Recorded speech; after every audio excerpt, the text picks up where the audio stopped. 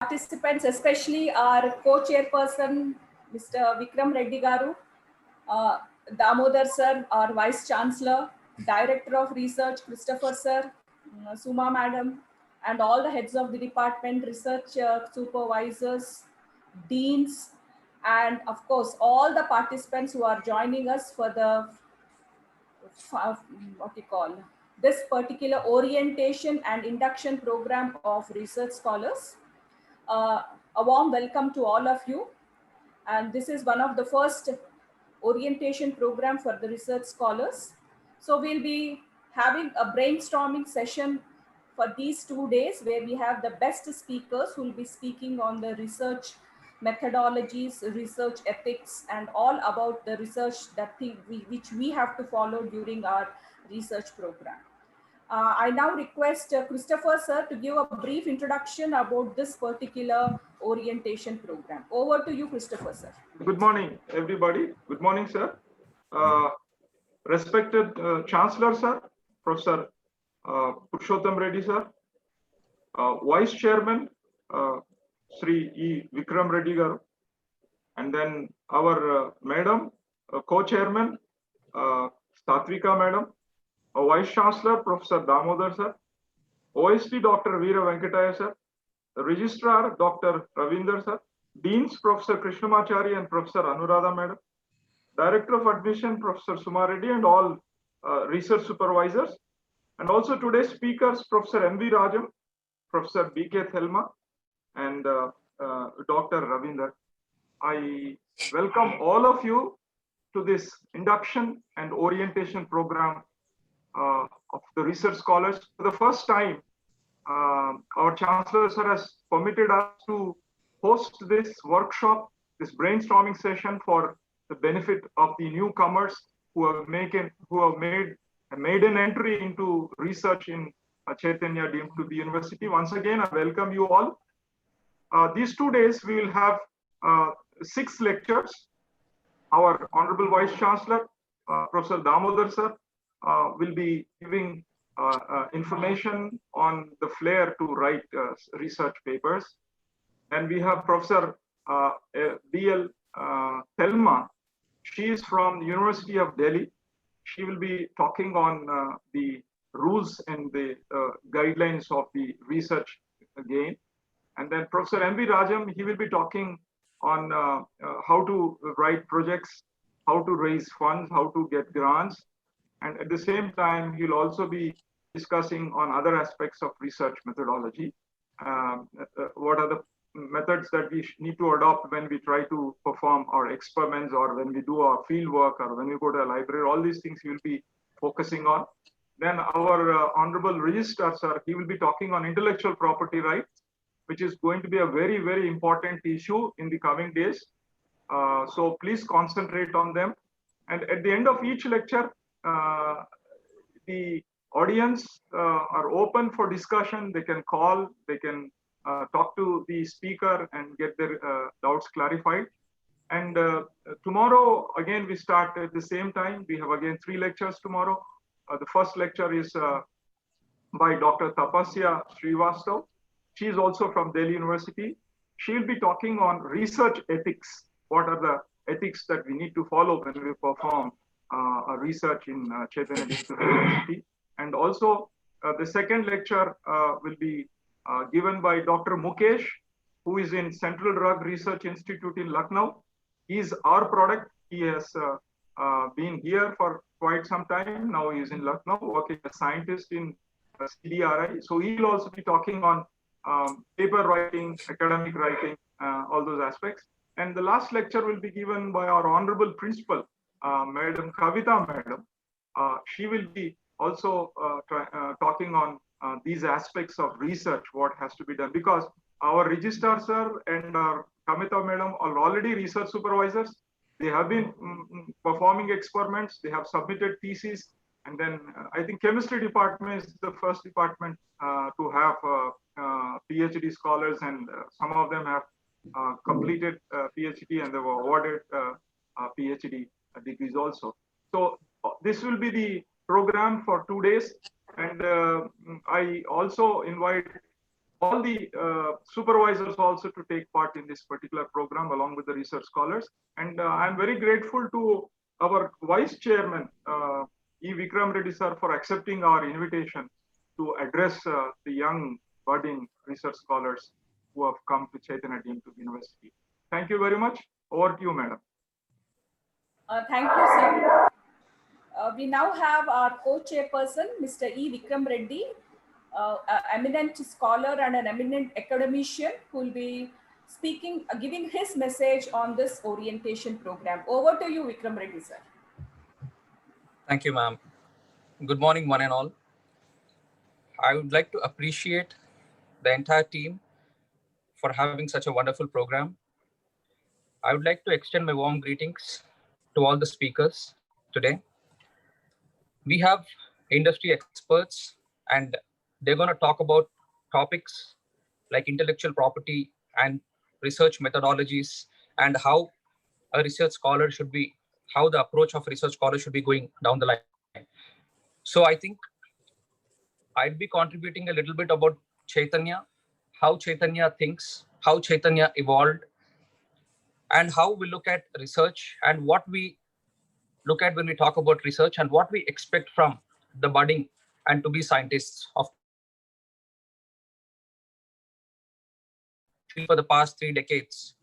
And the reason why we are here today, successfully evolving, growing day by day, year by year, is because we were always ahead of time. We were innovative. We always spoke about quality. We wanted to have accreditations. We didn't want to go spread out in quantity. We wanted to have a think tank that can actually put right information to the faculty and the students who can in turn take it into the right direction going forward. So Chaitanya, coming to the approach of Chaitanya towards research and research scholars, we always believe innovation and original thinking is something that is in need of the hour, something that everyone needs, India needs. So we all know that simple ideas lead to great scientific discoveries. This is what the history speaks. All these years, all these decades, we have seen discovery of gravity or inertia, or let it be any big discovery. It all started with a very simple idea. But how the idea evolved is what research is all about, right? Now, according to Chaitanya, according to us and a faculty and the team, we always believe that a good researcher must be open-minded. He needs to be an original thinker. He must adapt critical way of thinking. It needs to be analytical, and they need to have the curiosity and the commitment to take the research forward in a very systematic way. Adding to all this, you know that having excellent writing and communication skills is in the need of the hour, because you need to put everything in the form of thesis. Now, in a way, every good observer is a doctorate himself, but you will be getting your doctorate or you will be getting your award when you put everything into form of thesis, right? So that is something which is more important, which I think all the industry experts are going to speak about. So from our side, I'm just going to put a thought of what we are looking at on tomorrow's date when we have our budding scientists, what Chaitanya actually wants from all the students or the faculty who are enthusiasts and who want to come into research. The certain things that we would like to consider. One is when you are getting into a research, are you able to define and articulate a research question? So how are you going to derive the thesis statement? So you identify the possible sources of information in many types and formats. When I say types and formats, we do have many ways of getting our information, which is readily available, which is open source. But are we interrogating more into this? Are we trying to find out something new to what is already existing? This is what the university thinks. This is what a faculty thinks. This is what our ideology about research is. Like, are we doing something new? Are we contributing something to what is already existing? So when we judge the scope of the project, we need to think globally, but we need to act locally here, because it's an ocean. Like, the research is something that it never ends. So you need to define where do you want to start, where do you want to end, looking at the country's perspective, your resources, What kind of resources are available? What is the commercial viability? What kind of budgets have been allocated? And what is your timeline? You can't keep going endlessly in this journey. You need to have a plan, a strategy, and a commitment for all your approach. Adding to all this, you need to be in the trend. So we would like to give inputs where you should be in the trend. You should be starting for something where it evolves for the coming, which has got an incubation space for the coming couple of decades. That's where we want our students and faculty to think on those lines. Now, when you are reevaluating the research project, to the extent of the information available and the parameters of the research project, you need to understand your evaluation is very, very, very important. And when you select the most appropriate investigative methods, like what kind of investigative methods are you looking into? Surveys or experiments and the research tools that you're using, the periodical indexes or the websites. In every aspect of my understanding and in every point that I'm putting forward today, I would like to say that all these are the things that are available and everybody knows about. But how innovative are we in getting it done? What is something that adds the evolvement of a new idea, of a new concept that can be again taken forward by the next generation? So are we doing a +1, +2 to what is already existing? This is what we think. This is what we want people to put their hard work and approach into. Now you're planning, retrieving and refining the information, and your search strategy are necessary. Evaluating your sources using appropriate criteria, which can help synthesize, analyze, and integrate the information. As we all know, innovative research will include a multi-level meta-analysis and a systematic approach, mixed methods that involves qualitative as well as a quantitative data and your observational studies put into that. Keeping all this in mind, from the university's perspective, having the national education policy that has recently come, we want to be in line with the approach the country wants to take, the students are looking at, and having a vision document in place. Chaitanya is very enthusiastic in encouraging the research scholars and give them the enough sources needed, time, quality, everything that is in need of the hour to encourage an innovative and original thinking process that can contribute to the society, to themselves, and to the student community and the education that's going to come and evolve in future. So we would like to see research as not an expensive and not a non-viable thing. We would like to see research as the most viable thing that India is going to have on tomorrow's date. And that's only going to come with our commitment, dedication, and hard work that we're going to put into it. I would like to wish all the students and the faculty a very good luck. I would like to congratulate the team for organizing such a wonderful event. It's need of the hour. And in this pandemic, this is something that can help all the students understand the complications of how they go forward with the research, how they're going to put forward their theses, the format, then how they're going to come up with patents and how it's going to contribute. So we can guide them. We can actually, all these things going to help them to understand that are we going to put a copy paste model like always people have been doing before, or are we going to have an original thinking, and are we going to evolve something new? So Chaitanya is looking forward to see scientists, budding scientists that are going to come with some ideas that are going to be patented and that are going to be helpful for the society or tomorrow's date. Thank you so much for this opportunity.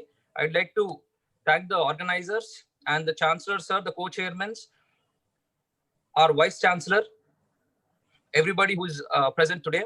Over to you, Anuradha. Thank you for the opportunity. Thank you very much, sir. It was a real befitting message for this occasion. I think most of our research scholars have now, and research supervisors have now have an idea that is what they have to do in this particular research, especially in Chaitanya deemed to be university. Thank you very much, sir. So now I request our Vice Chancellor, sir, Professor G. Damodar, sir, to give his message to our research scholars. Over to you, Damodar, sir. Thank you. Is my voice audible? Yes, sir. Yes, sir. Okay.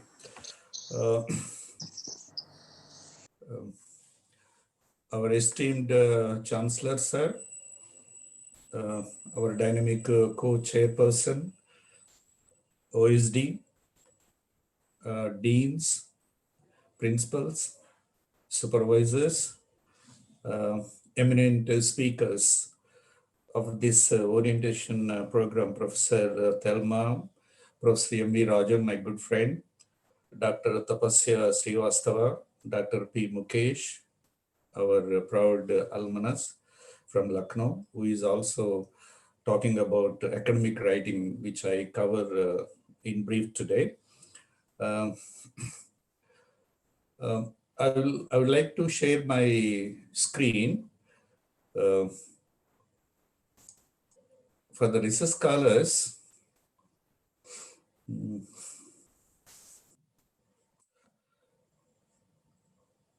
Can you see? Can you see my screen? Yes, sir, we can see. Yes, sir. Okay, Yes, right. sir. Uh, so these days, as per new education policy, we talk of learning outcome based syllabi. And this will be the outcome of my presentation for 20 minutes. As all of you know, I request the research scholars to mute their microphones. Please think of background disturbance. So the research scholar should realize that a good article has a beginning, a middle, and an end. It has to.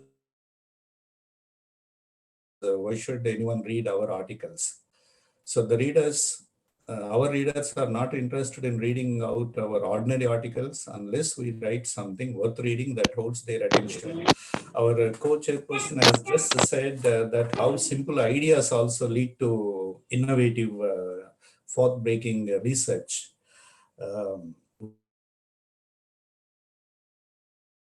Our thinking, and that what the Chaitanya expects from all of you. Uh, a good article is a highly personalized document. Unless we see things with our critical eyes, we cannot write a good and scholarly article. Personal touches are the salt and spice of a great article. Too much faithfulness to dry facts and figures makes an article distasteful even to a pedantic reader. So generally we think of two types of articles, creative articles and non-creative articles. Scholars of arts and humanities think of creative articles, and non science think of non-creative articles. So the creative articles reveal and non-creative articles inform. Accordingly, words are used connotatively and denotatively. Let me give an example of denotation. If a doctor uses the word dead, saying that the patient is dead, he is using the word denotatively with only one meaning. So if the doctor says the patient is dead, he has no life. But a scholar of arts, a scholar of language can use it connotatively. So if you consult a dictionary, it shows you 32 meanings of the word dead, like he's dead to the world, he's beating a dead horse, and it's a dead of the night, dead silence, dead fingers. Like this, the simple word can be used connotatively.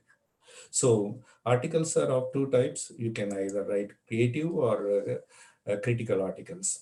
And the three essential aspects of literary and scholarly work are content. Content is very important, and you should have your own unique style, and you have to think of well-built structure of that article. So the content must be credible and authentic with your data and collected information. So there is an argument whether writing can be cultivated at all. Yeah, it can be cultivated. It cannot be gifted. So to write a critical and scholarly article, we need a lot of planning. And the art of writing is like giving birth, in that it is preceded by a period of gestation of ideas. You cannot just complete any article in 1 or 2 hours. As and when you get ideas, you should note down. And all the time, we may not carry a notebook with pen and paper, but these days we can maintain digital diary. That what I do. Writing about something new is not always possible, but writing differently of even familiar things is possible. There is a famous success mantra. All successful people do the same thing, but they don't do the same thing, but they do the things differently. Similarly, in writing also, if recently I have completed an article on new education policy. I might not have given all innovative ideas, but I have presented my ideas in my unique way. So one should have the basic idea of what one wants to write, think of it in terms of structure, and then form a clear picture through visualization. All successful scholarly articles have two qualities in common: unity and variety. So a scholarly composition has a unified structure and a different approach. So there are important. I would like to cover only 14 important principles. There are several principles, but in the time given to me, I would like to cover only 14 important principles. The first one is that our research article is about a single subject. This is to enable the writer to examine a topic in some depth. Today, neither the writer nor the reader is a Ravana with 10 heads and 20 hands to cope with multiple challenges simultaneously. Focusing on a single and limited topic helps the writer unfold his theme gradually and logically. Superficial and flippant comments about too broad and many topics discourage the reader, whereas knowledgeable, responsible, and significant statements about one single limited topic and the writer the respect of his readers. In a composition, the first paragraph should lead the reader directly into the subject by making a worthwhile statement about it. Various forms of direct beginning may be used. The first sentence may repeat the title. The opening statement may give a concise, pertinent setting for the discussion. Unless our composition is interesting, no reader is prepared to read it. As an example, let me show you the recent article that I have completed. Now here, this article, it begins with an abstract. As you know, all our articles should begin with an abstract. Abstract covers the gist of the entire article that I'm going to cover in 2,500 words. And even if you type the keywords, you will get a lot of information. And I have begun my article with the cartoon published in order to create interest. So I have thought of this interesting way of beginning my article. When we do not have a clear idea, we cannot obviously express it clearly. The reader expects a writer to have explored his subject fully so that he knows well what he is writing about. He expects the writer to reasoning and use them in his writing. But this is not always possible in case of a good writer. He may reveal the secrets of the topic which are beyond the expectation of the reader with the help of his great heart and a deep-seeing eye. We use several sentences, but sentences are not just combinations. It is also not just an assembly of sentences. There should not be a traffic jam of several ideas in one single paragraph. The idea should be arranged in a logical order so that there will be an orderly sequence of thought from one topic to the next and from the beginning of the composition to the end. Each paragraph should contribute to strengthen the main idea. No paragraph in the composition should be allowed to lead the reader away from the controlling idea, like the police control law and order. Every sentence in a paragraph must bear the idea and contribute something worthwhile to its development. In this way, the thought is presented as a unit which can be readily understood by the reader. The idea of the paragraph is often stated in a brief sentence. Generally, we call it a topic sentence. When I read the first sentence of the paragraph, I should have a clear idea about the gist of that entire paragraph. The end of the paragraph, like the end of the whole composition, should give the impression of completeness. It's sometimes secured by a statement or a paraphrase of the topic or by a reference to a significant word in the topic sentence. In the paragraph, there must be an orderly sequence of thoughts. When the different sounds are blended on a principal basis, we get harmony. Similarly, in a scholarly article also, jotting notes are eliminated. Otherwise, there will be cacophony, not harmony. In songs, the words come from the heart of the singers, and the substance of things. Various devices are used by the writer to achieve this goal. Most of the writers begin the sentences with nouns and verbs to produce musical effect and inner harmony. A good composition should be written in a way that draws the reader's attention to the sense and substance of the writing rather than the mood and temper of the writer. If the writing is solid and good, the mood and the temper of the writer will be revealed finally, not at the expense of work, of course. Style is an increment in writing. It should be written in such a manner as capable one of studying the reader through the same notes, slightly rearranged. When we speak of a style, we mean the structure, the words used. The style reveals the spirit of the writer as his face would do. The writer and the reader should not be confused. Mistaking one thing for another is confusion. Careless and inefficient research about the topic and irresponsible arrangement development of the topic demonstrates the writer as confused. Needless to say that such writer will leave the reader also confused. The composition should use, of course, conventional and acceptable spelling.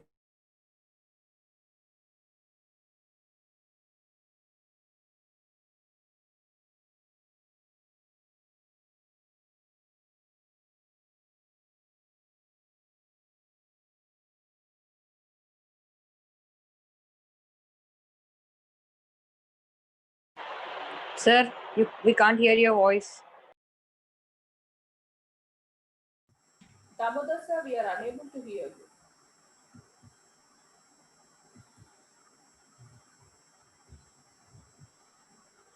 you. Madam, I think there is a power cut, madam. Okay, Second yes, Saturday. yes. I'll just find it. I'm just calling him.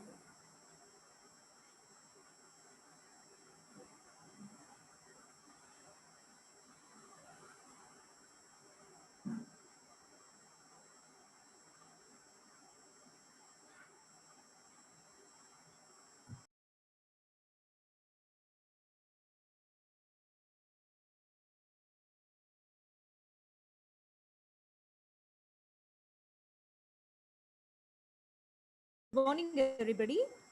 I'm very much pleased to invite Professor Telmam ma'am. She was until recently a faculty member in the Department of Genetics at the University of Delhi South Campus, New Delhi. She is currently a J.C. Bose National Fellow in the same department and works on human genetics and medical genomics. Unraveling the genetic basis of both Mendelian disorders and common complex traits is the major focus of her research work. Identification of novel disease causing or risk conferring gene variants for X-linked intellectual disability, Parkinson's disease, schizophrenia, rheumatoid arthritis, and ulcerative colitis are some of the highlights of our recent work.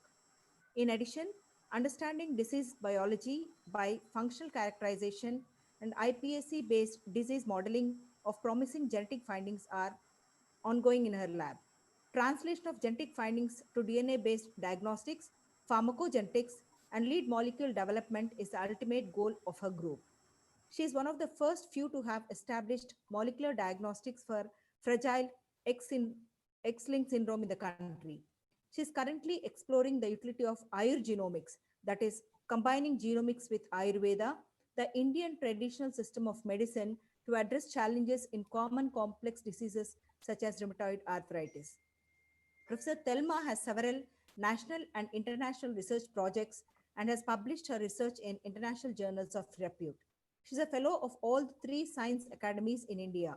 She serves as an expert member in several task force committees of funding agencies and has served a member on the Science and Engineering Research Board India and on the Scientific Advisory Council to the Prime Minister of India. She recently served as a commissioner on the International Commission on the clinical use of human germline genome editing. We are very happy to have you here, madam. Thank you so much. Telma, Okay. madam, you can share your screen. Yes, I will. I will. Thank you, ma'am. Thank you.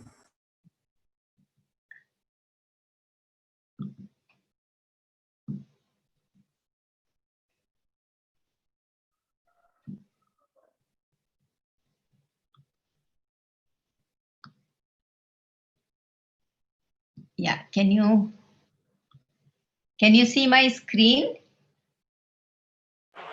Yes. Yes, madam. You can? Yes. Okay. Okay. Perfect.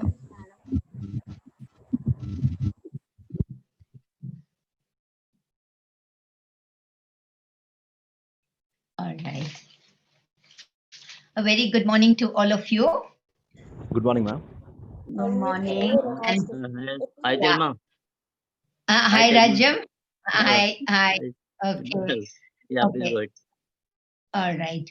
Yeah. So I will start. I know that, Dr. Christopher told me that it's going to be not just students of science, but everybody. But I have largely presented, made my presentations, of which is like more for science researchers. But I would give you an overall idea. So at the outset, I want to thank Dr. Christopher and his colleagues for giving us this opportunity to share some of our thoughts with young beginners in research. And according to my title, I say guidelines and rules of the game. It's not so much of guidelines and rules as much as it is just a few pointers on the way for beginners if you are planning to do some serious science. Having said that, I want to make a few remarks and say, you may be thinking we are already superannuated teachers. The generations are different. The contexts are very different. Opportunities that you people have versus what we had in our times is different. The ambitions that we shared then and what you have now are different. Technologies have advanced tremendously. So if you look at everything on the whole, everything has changed in the last 50 years, or even let's say dramatically in the last 20 to 25 years. And every branch of science, and I'm also sure it's social sciences and all the other sciences which we are not going to address today, but just to tell you that every branch of science, for example, has witnessed a paradigm shift.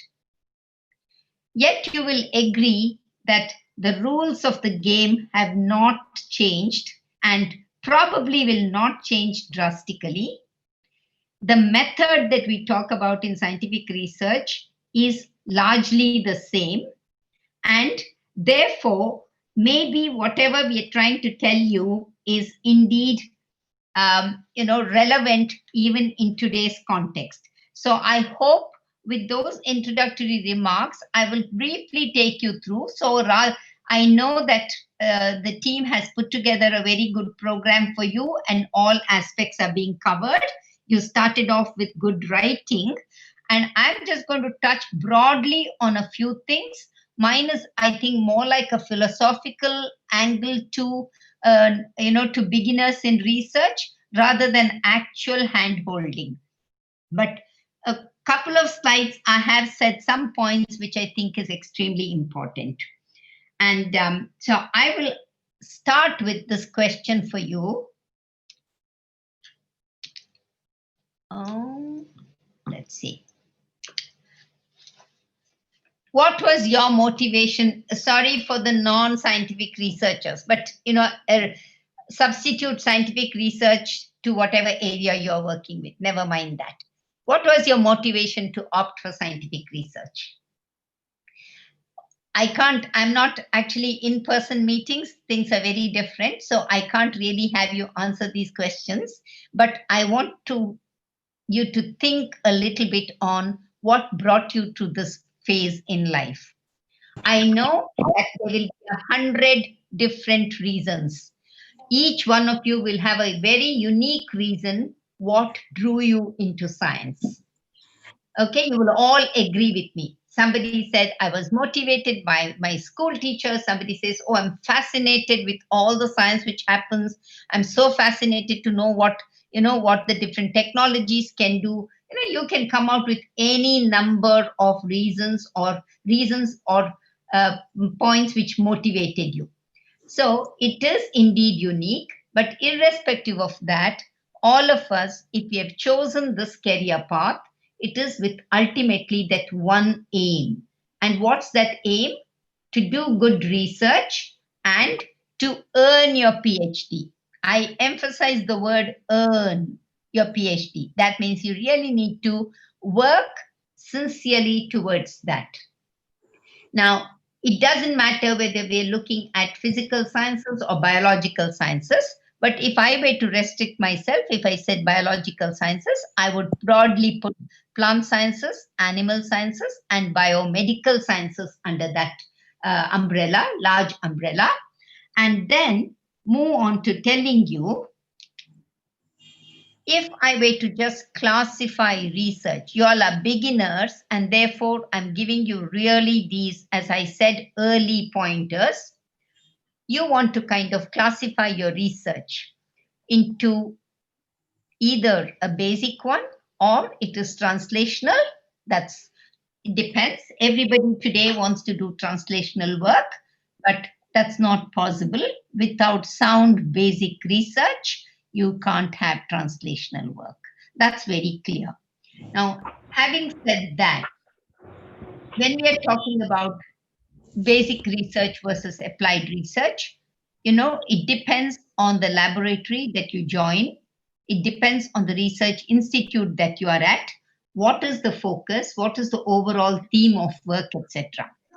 Assuming that all of you managed to get into places where you wanted to be, not you were forced to be, then the choice is entirely yours.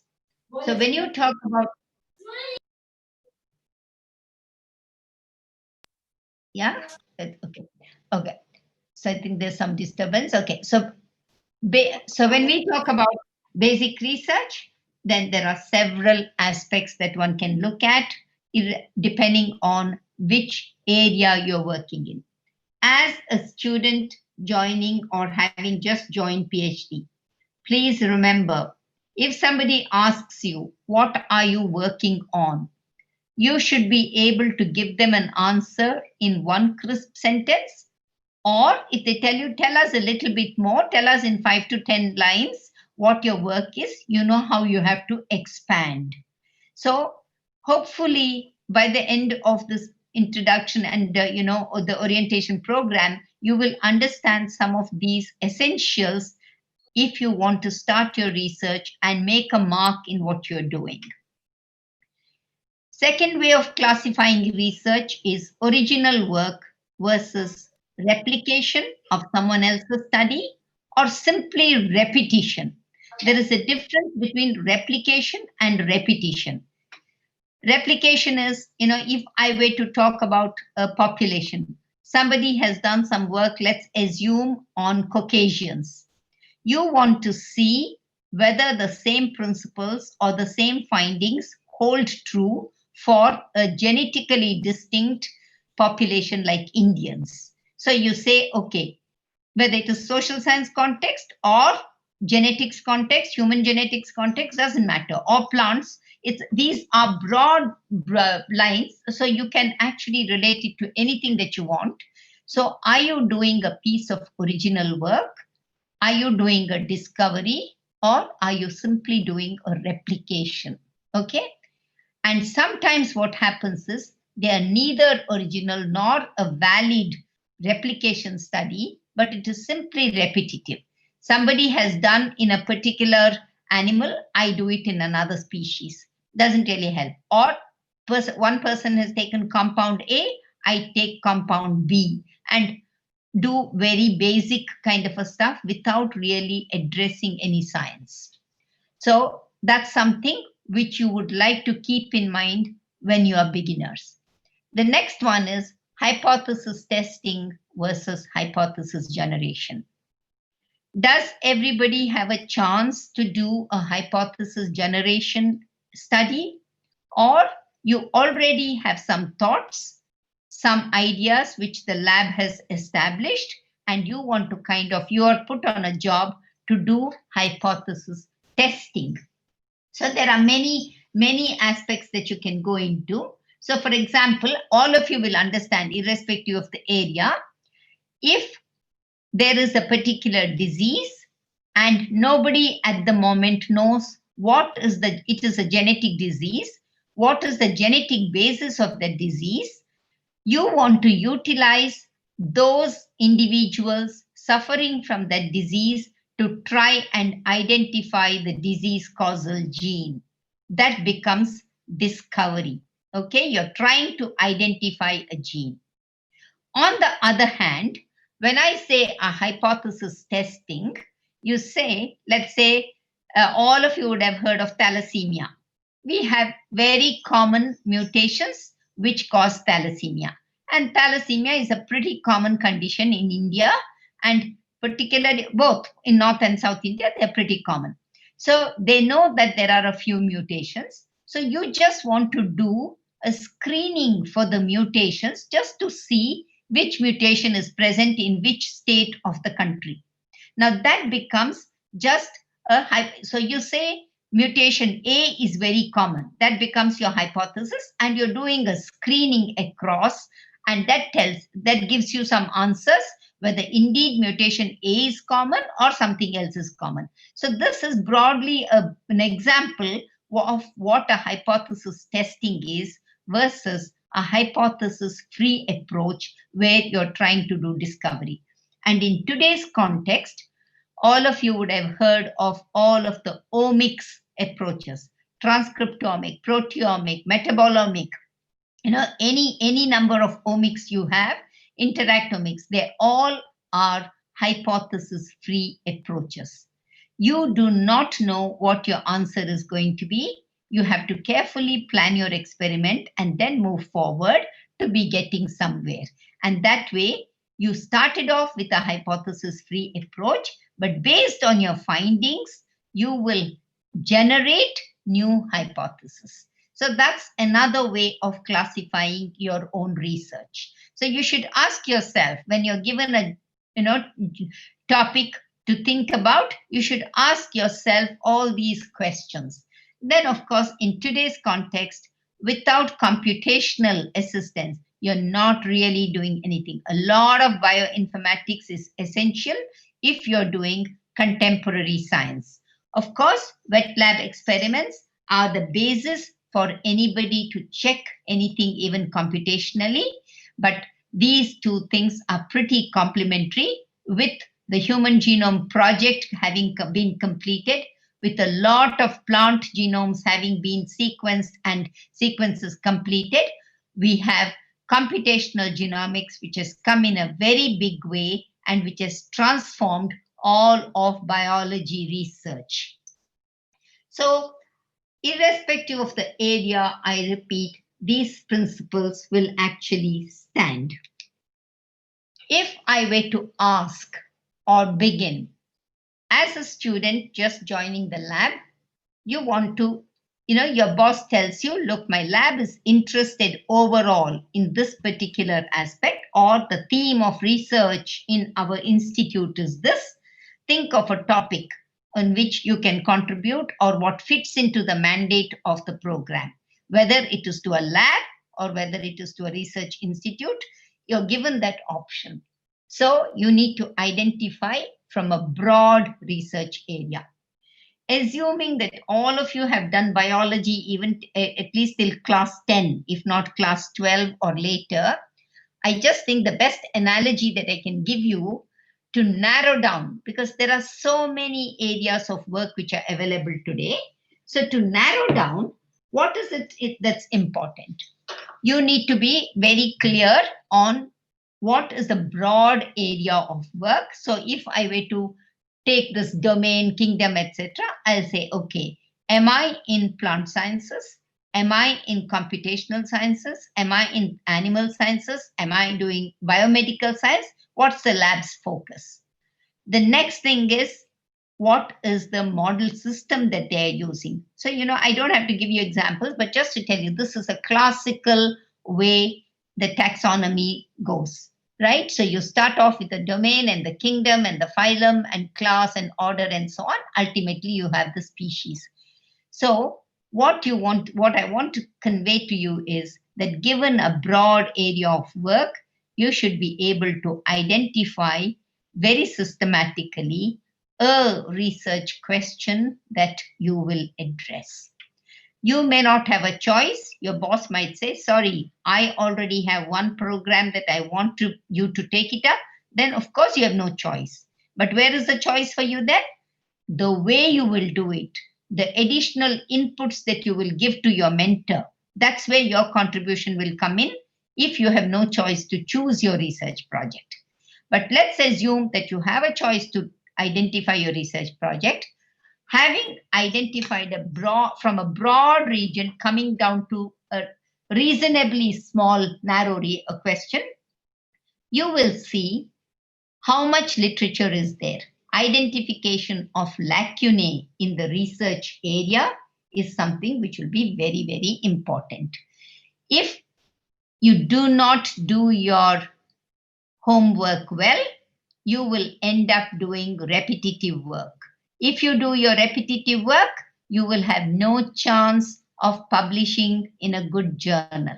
And therefore, any effort spent as an early beginner is to identify the lacunae in the research area that you are talking about, and then choose the research question.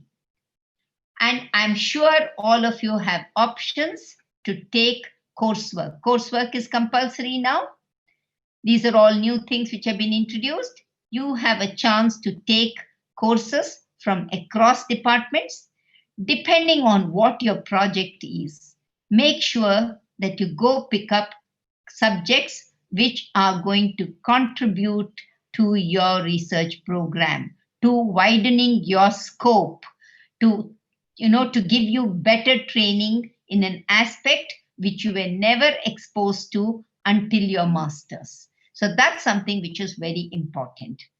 The next thing which then becomes relevant is, having identified a project, you have to go and look at the relevant scientific literature.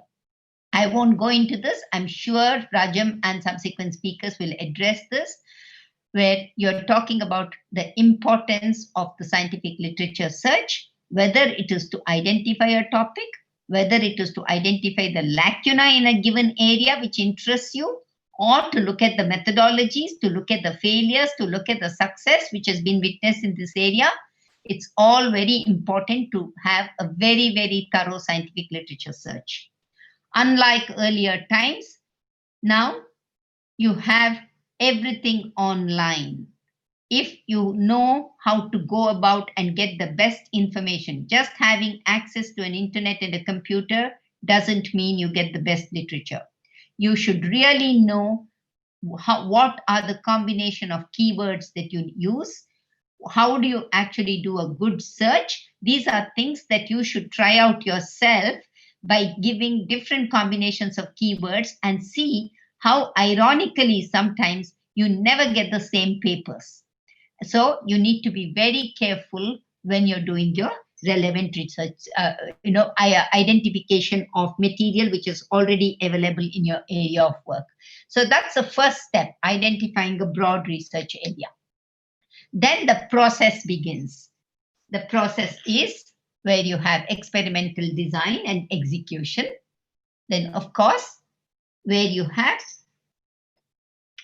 before we get into this process, I just want to give, what I learned as a PhD student. My mentor, Professor S.R.V. Rao, was an animal cytogeneticist. He always told us as beginners of PhD, don't put all your eggs in one basket. In other words, what it meant is that choose at least 2 parallel lines of work. In research, nobody knows what the outcome is. And therefore, you don't want to kind of put all the focus on only one aspect and which may not work at all. At the end of 3 years, you get frustrated and you say, oh, none of my experiments are working. So don't have to go through that with that frustration, because science research is not all hunky-dory and pip-pip. It's a lot of mix and match of both successes and failures. And therefore, ideally, you should be able to pick up a smaller project maybe, which is going on the side. And that's where discussion with your mentor and putting that effort to identify a related smaller project so that you have something going along is very important. So then comes experimental design and execution. So we are saying, very important that you have good record keeping. The trend today, including my own students at the university, is not to write maintain work registers. They say, oh, everything is there in the computer. And that's not the point. The point is you're getting into a tissue culture lab. You're not going to carry your computer along. Okay. And if you think that you're going to take your phone along and you can try doing the feeding into that, that's not going to work. What you really need is a workbook, your laboratory registers, which are essential for you to be keeping at all times. You can come out of your lab later on, do all your entry into the computer, maintain it the way you want. But primary, keeping records are the most important thing in research, because that is what will talk about what you have done and how you have done when you have done. Your mentor has a chance to look at it. You yourself can revisit it. Anybody else wants to see your records can see it. So record keeping is extremely important. And of course, you can keep your soft copies and take up regular backups. These are all basic things, but several times early on, we had difficulties. The computers would crash and people would say, oh, we lost all our data. So these are issues which will come up time to time. And then, of course, you have to organize and analyze your data, etc. Won't go into that. But what you need to be very, very careful and what you have to be particular is to keep an eye for new things. So there is a saying which says, fortune favors the prepared mind. If you are smart, if you are there with your project the whole time, and if there is an unusual observation, you should be able to pick it up. So it's extremely important that you are aware and you are sensitive to these serendipitous findings, because several times science is all about accidents. And therefore, fortune favors the prepared mind is a very apt thing that you need to kind of keep in mind. To further your own interests and to develop in a lab, you spend 4 to 5 years in a research lab doing your PhD.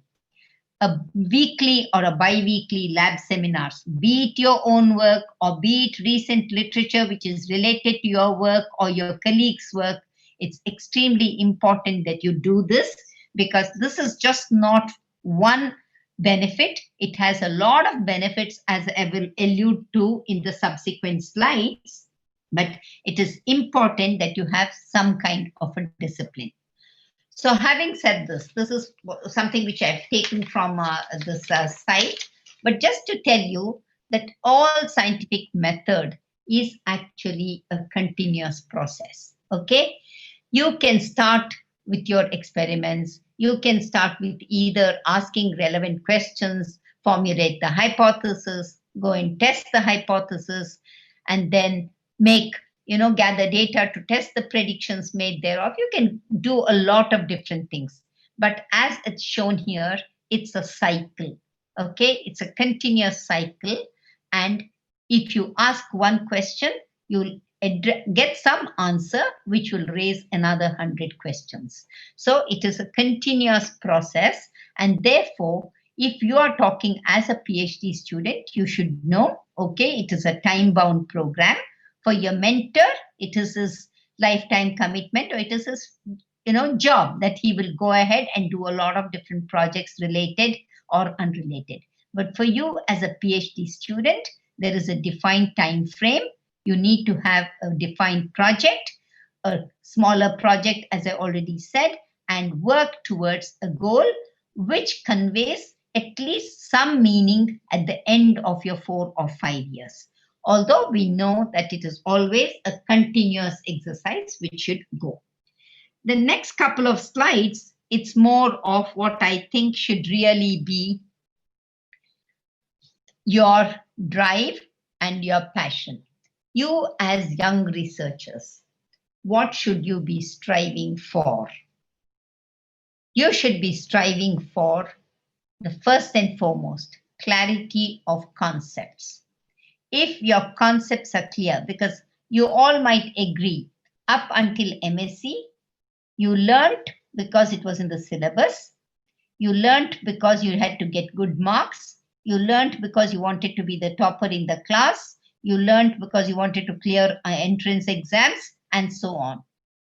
The actual learning process, the actual appreciation, the actual gain from this learning process. I don't know whether everybody has time to even introspect and look at how much one has learned rather than just saying, yes, I've gone up the ladder, I've finished my master's, now I'm doing my PhD. So this is one opportunity where you can have clarity of concepts.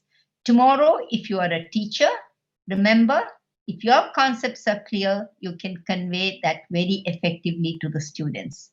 If you are muddled in your head, there is no way you can communicate effectively to the students. So clarity of concepts is something which you have an opportunity to work on and improve, because you need to read literature, you need to understand the basics of your own idea, research question that you have taken, and you have a chance to clarify all these doubts either through experiments or through discussions or through more and more reading and analyzing and sitting back to think for a while on what these things mean. The second most important for a researcher is to maintain the highest degree of integrity. You are just fresh master's students getting into PhD, may not have heard about plagiarism, may not have heard of all of the websites which are available where very famous people have either forged the laboratory data or copied from someone else without giving due credit, or done a lot of inappropriate things using the data. And this is all big time in the last 5 years. It has hit people in a very big way, and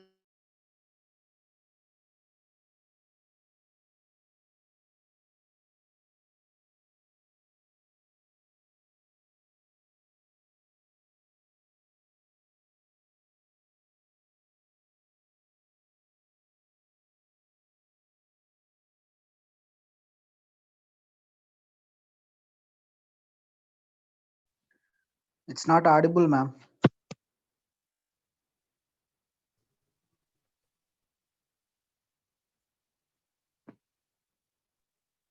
Deep power failure there.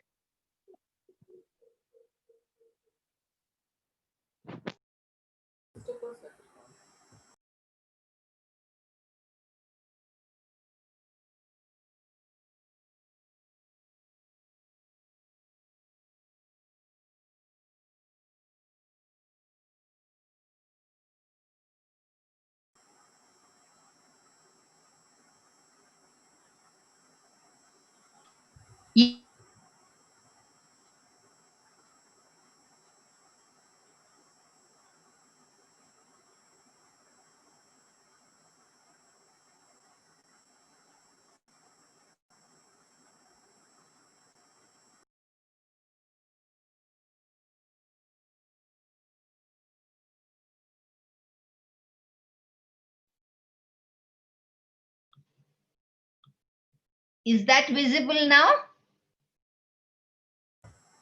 No, ma'am, share your screen again. Okay. But I'm audible, so that's good.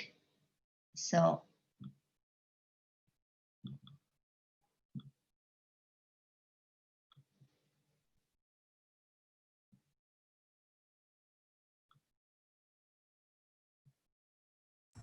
Yes, ma'am. Now we are able to see this.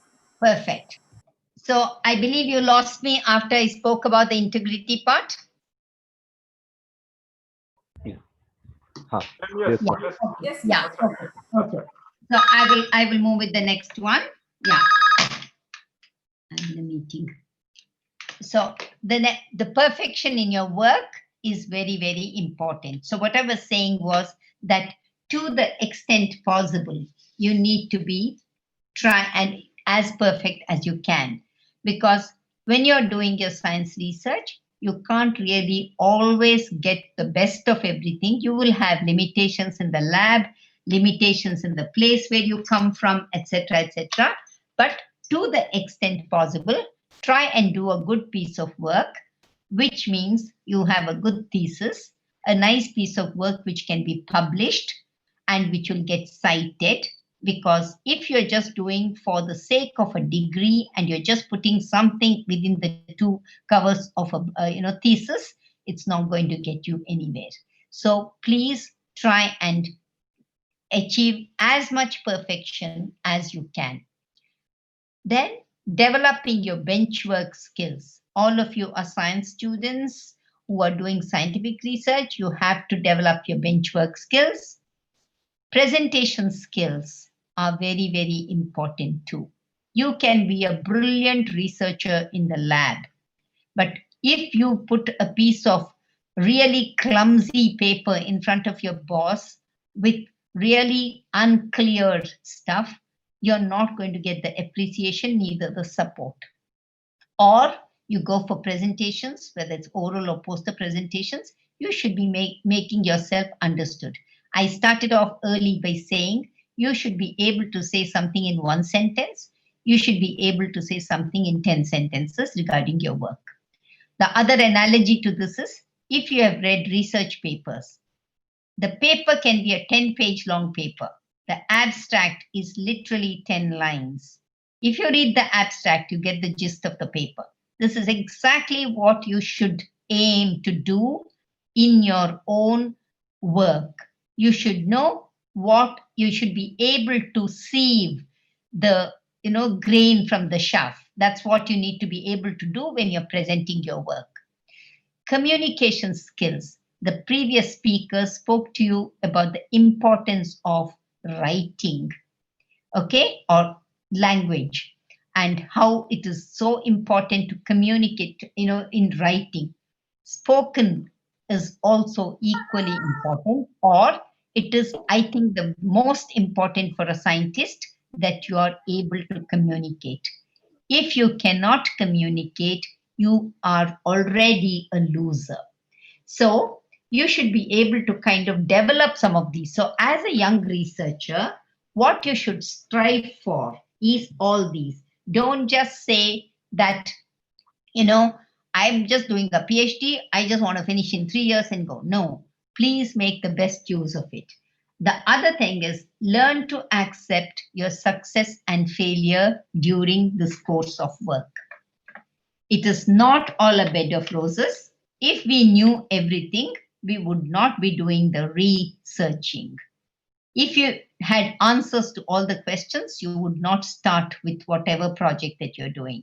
Therefore, remember, whatever little you're doing, if you do it thoroughly, it doesn't matter whether you don't get the result that you're expecting, but be very, very objective when you do it and try and get as much as possible, but learn to accept success and failure. Don't get depressed with the failures and don't get too arrogant with your successes either, but make sure that you have a balance and move on. And while you're a researcher, again, I'm quoting what my professor used to say, don't tell the world about the labor pains, show them the baby. You know what that means, right? You can crib no end. You can say, oh, my lab doesn't have this, my boss is not good, my this is not good, my experiments don't work. You can have any number of reasons. that doesn't help. Try and feel that the lab belongs to you, that you belong to the lab, and work towards things in a very, very congenial way, and don't just complain. Work sincerely, the work will speak for itself. Okay? With that, I will come to almost my last slide, which is, I'll spend a few minutes telling you on this. Yet another thing that you need to remember, what you do is not as important as how you do. You might have got this message already through my presentation in the last few minutes. It's extremely important. The method in science is extremely important. And if you enjoy what you do, if you are passionate about what you do, you know that it will not be treated like a burden, but it will be actually an easy, very easy dance. That's about it. So, the way you do things will actually depend on the way you feel about your job, or about your research project, about your lab, and about what you want to achieve. So make sure that you really enjoy what you're doing. Look at it as be passionate about what you're doing, even if it's for 4 years. You can say, oh, I had enough of research, and you want to quit after your PhD. Never mind, that's your choice. But while you're there, do the best. So what you do is not as important as how you do. And this brings you back to methods, your method of working, your integrity, and everything else. And another most important thing you need to remember, PhD is a beautiful and the only true training ground for a researcher. Okay?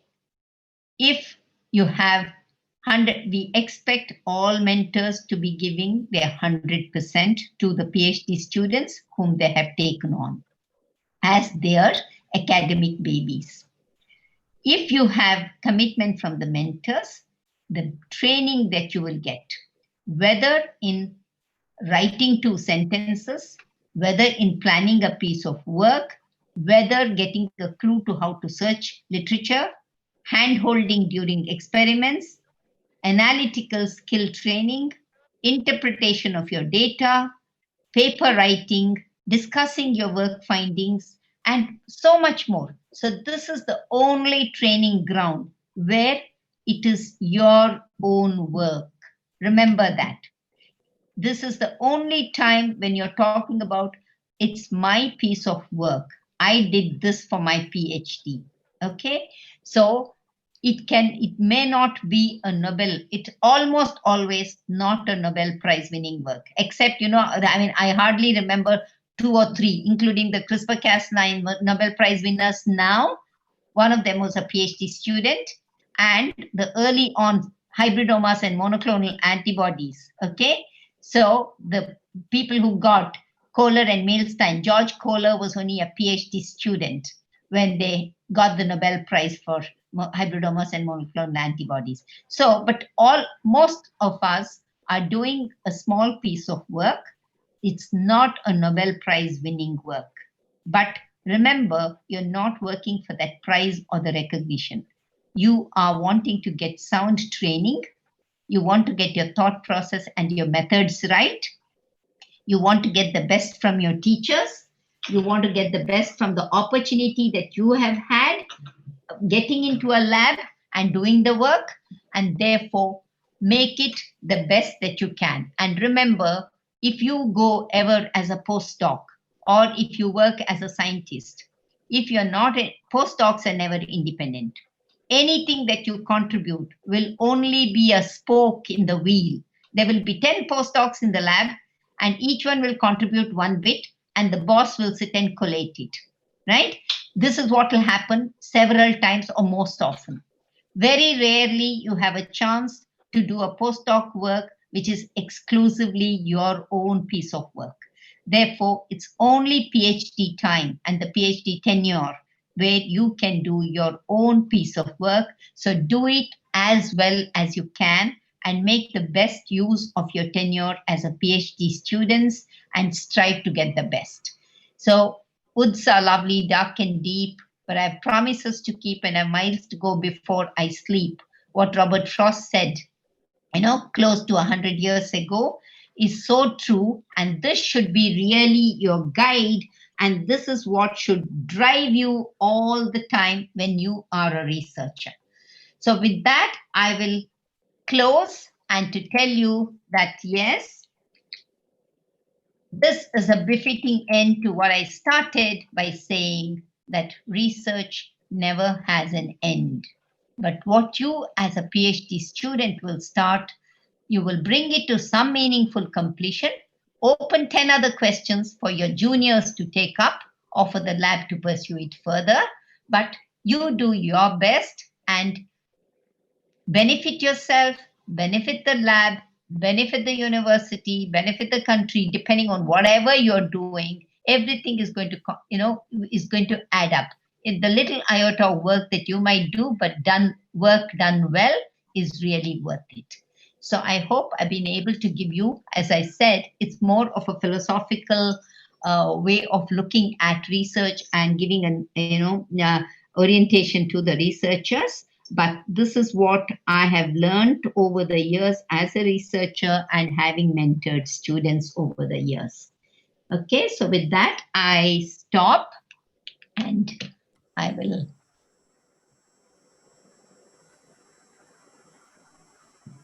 Yeah. Thank you very much, ma'am. It was a real befitting lecture for especially the students of those who have joined research and even the mentors. Any questions from the audience? We are ready to take up. And then Christopher sir will just have a rapporteur's report.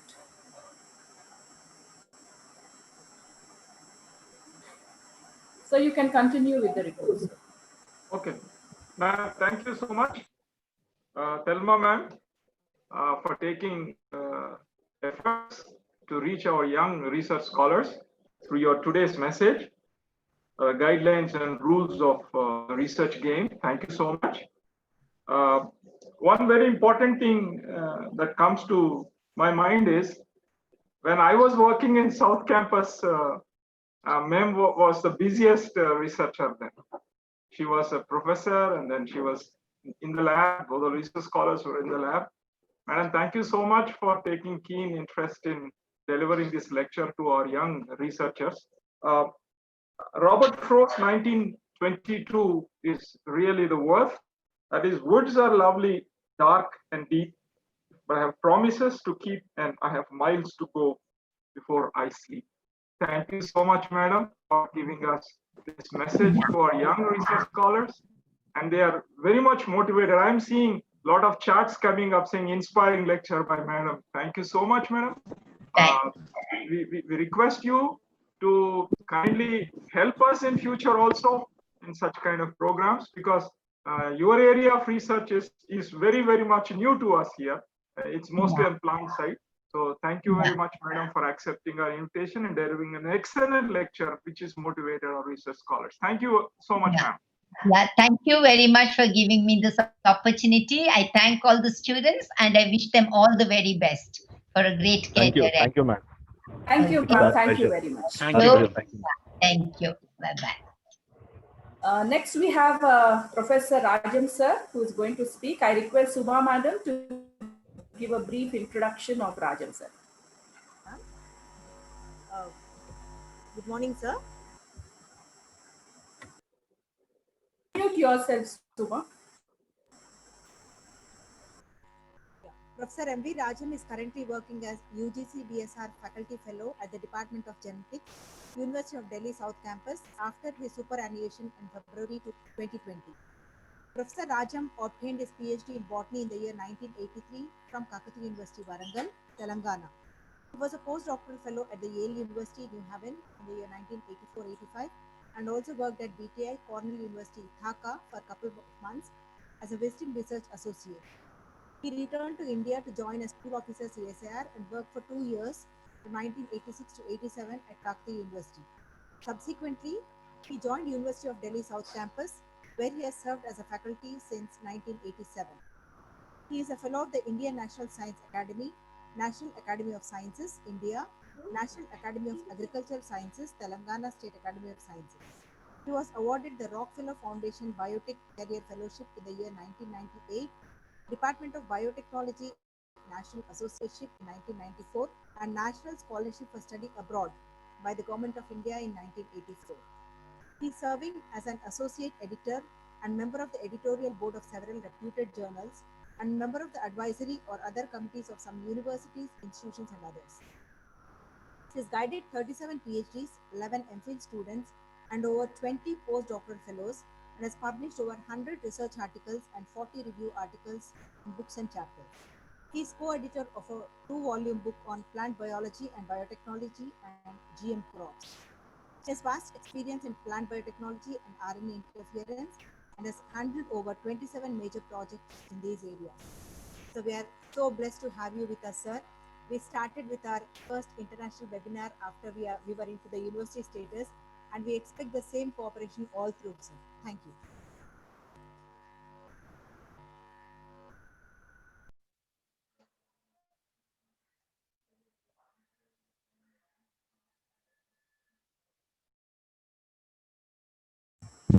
So you can share your screen, sir.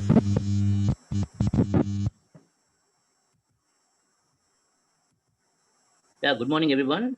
At the outset, I Morning, would sir. like to thank the Chancellor, Vice Chancellor, the faculty, Dr. Christopher and Anuradha for the invitation. Let me share my presentation.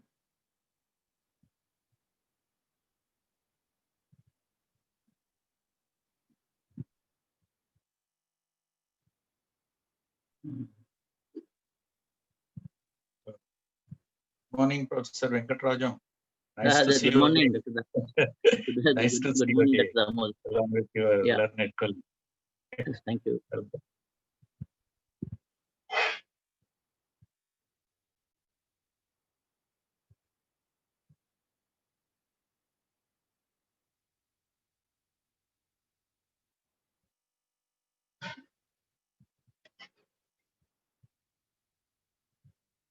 Yeah.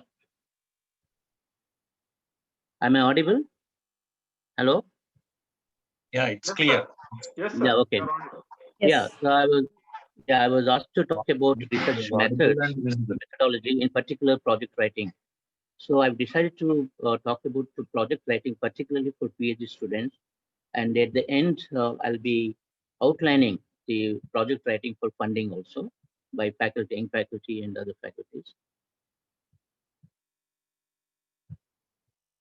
There are many definitions of research is actually common parlance refers to a search for knowledge or quest for knowledge. And it is basically it is a scientific inquiry aimed at learning new facts or testing new ideas, etc. And this involves a systematic collection, analysis, and interpretation of the data to generate new knowledge and answer a certain question or to solve a social problem, etc. In fact, in my view, research is nothing but creativity. It's a new, innovative, or novel idea to be tested. There are many types of research. Professor Telma, she had mentioned about basic versus applied. The basic research is absolutely important, which generates new knowledge, and that others can think about applied-oriented research. So basic research is generally it generates new knowledge, and applied is a product-oriented. And at the end of the day, after completion of project, we'll come up with some product like discovery of a new drug molecule or vaccine, or development of a genetically modified plant for insect resistance like BT cotton. Then quantitative and qualitative, uh, as name indicates, the quantitative research, it is related to measurements or amounts. Qualitative, of course, phenomena of qualitative. Descriptive, the some research which is just descriptive, not merely descriptive, and analytical analysis of the already available data or gathered data. Then conceptual versus empirical. Conceptual means is an abstract, theory theoretical, basically theoretical biology or theoretical physics, etc. The empirical research, that's what we do. It's a research type. What happened? I have to share it again.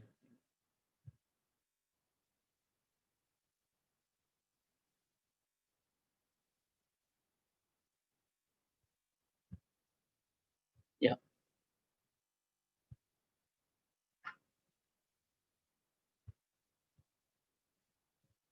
Yeah. The empirical research is nothing but experimental type. Most of us do experimental type, where we perform various experiments to generate useful data, which can be analyzed and reported. Then we have primary research versus secondary. The primary research is more reliable because it's based on the facts, And then secondary merely depends on the available documents, photographs, etc. So there are many other kinds of research. We are mainly concerned about the first one today, the basic versus applied. The research process, this is schematic diagram which shows research process in a flowchart manner.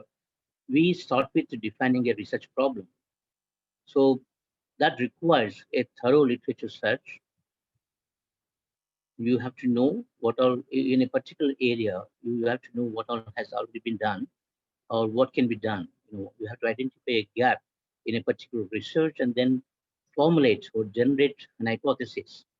So based on your key question that you have asked or hypothesis, you can write the specific objectives and then come up with research design, which is nothing but methodology and methods, techniques to address the objectives that you have set up.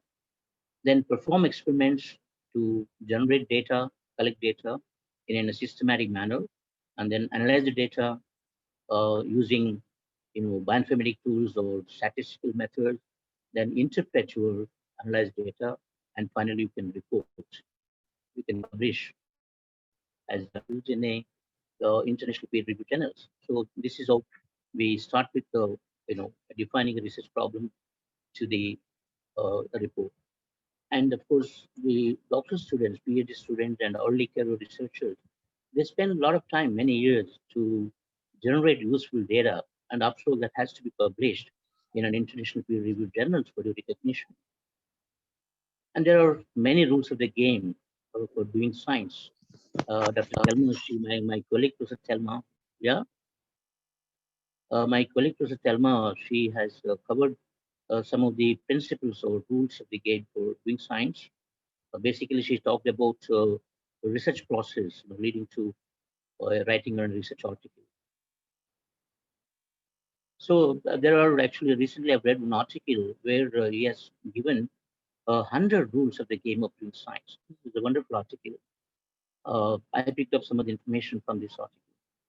So as Professor Thelma mentioned, either research student, PhD student, or even early career researchers, we have to follow certain guidelines for performing experiments, and finally we have to publish an exciting article in a cited journal, or based on your observation or data that you have generated, you can write a project proposal for funding, funding your research. This I'm talking about the early career researchers. Then how we prepare an innovative research proposal for PhD program. So this is purely meant for PhD students. This has certain components like project title, research selections to a research supervisor, background, that is nothing but introduction, objectives, the aims, proposed methodology, basically methods, then expected research outcome, work plan and deliverables, synopsis or abstract, and then references and resources. Writing research proposal for PhD or even for funding is basically, it has both science and arts. One has to be very skillful and thorough with the literature. One has to abreast with the latest developments in an area of your interest, so that you'll be able to identify a topic for your research proposal. And once you, you'll be able to decide a topic for writing research proposal when you are thorough with the literature and identified a research gap in an interesting in an area that interests you most. And research proposal basically this is based on scientific facts. Let us start with project title. Project title is just name of the project, and the title, project title, it has to be given in single sentence, and that single sentence should convey the meaning, the area of the area of intervention, goal of the project. So, and the title, it has to be, it's very utmost important because it has to be attractive and exciting, very catching. Title has to be very catching. It should convey the whole overall, overall work outcome of the project. Then choosing a research supervisor. This is really tricky because you don't know the, first of all, of course, you have to decide an interest area, and then you have to decide where exactly you want to work, the institution, either in India or abroad. And then once you identify an institution, then in that you have to go through their website and see the faculty profile and choose a scientist whose profile matches your interest. And it is absolutely important to know the academic background and research interests of the scientists that you have chosen, and more importantly, the publication profile of the scientist. So, and then you can decide, okay, I would like to work this particular scientist in that institute whose research matches with my interest. And then you can even even take an appointment to meet him personally if it's possible within India, or you can talk to him on a Skype or other online meeting uh, to explain him about your research interest. Even you can mention if funding is required, like through international fellowships or national fellowships. And then comes actually the research title and research supervisor. You know that can only come after thorough literature search and framing the structuring your project proposal. But in the order when you type project proposal, those should come in the beginning. And then background or introduction. See, for writing a nice introduction, a thorough literature survey is absolutely required initially to identify a broad area of research and then come down to sub area of interest as well as selection of a particular topic of research. The background, basically, you're going to introduce your research topic and write about research that you're planning to carry out, state your rationale of the work, and explain why your research is so important. So this should follow by asking key question or hypothesis, then specific objectives at the end. And at the end, of course, you have to give an overall picture, overview of current status of research and development, both at the international level and national level. So this whole, the whole information ideally should be about 2,000 words. For PhD, writing a project proposal for PhD. But for funding, of course, this can exceed 2,000 words. So I think I'll be discussing somewhat in detail about the introduction, starting from review of literature. First and foremost important is you have to identify a broad field of research, either in basic or applied or any other kind of research. This, after going to the literature, you would know what interested you the most, whether you want to work in a plant system, as mentioned by Professor Telmam, whether you want to work in a plant system or microbial or clinical medicine or medical genetics, etc. So having decided the broad area, for instance, plant virology, it comes in the broad area, plant biotechnology. The plant virology, it can come under basic as well as applied, depending on your objectives. As I've given now a few examples here for basic research. For example, isolation of a new gene from a given system. So it's basically, it's a fundamental research.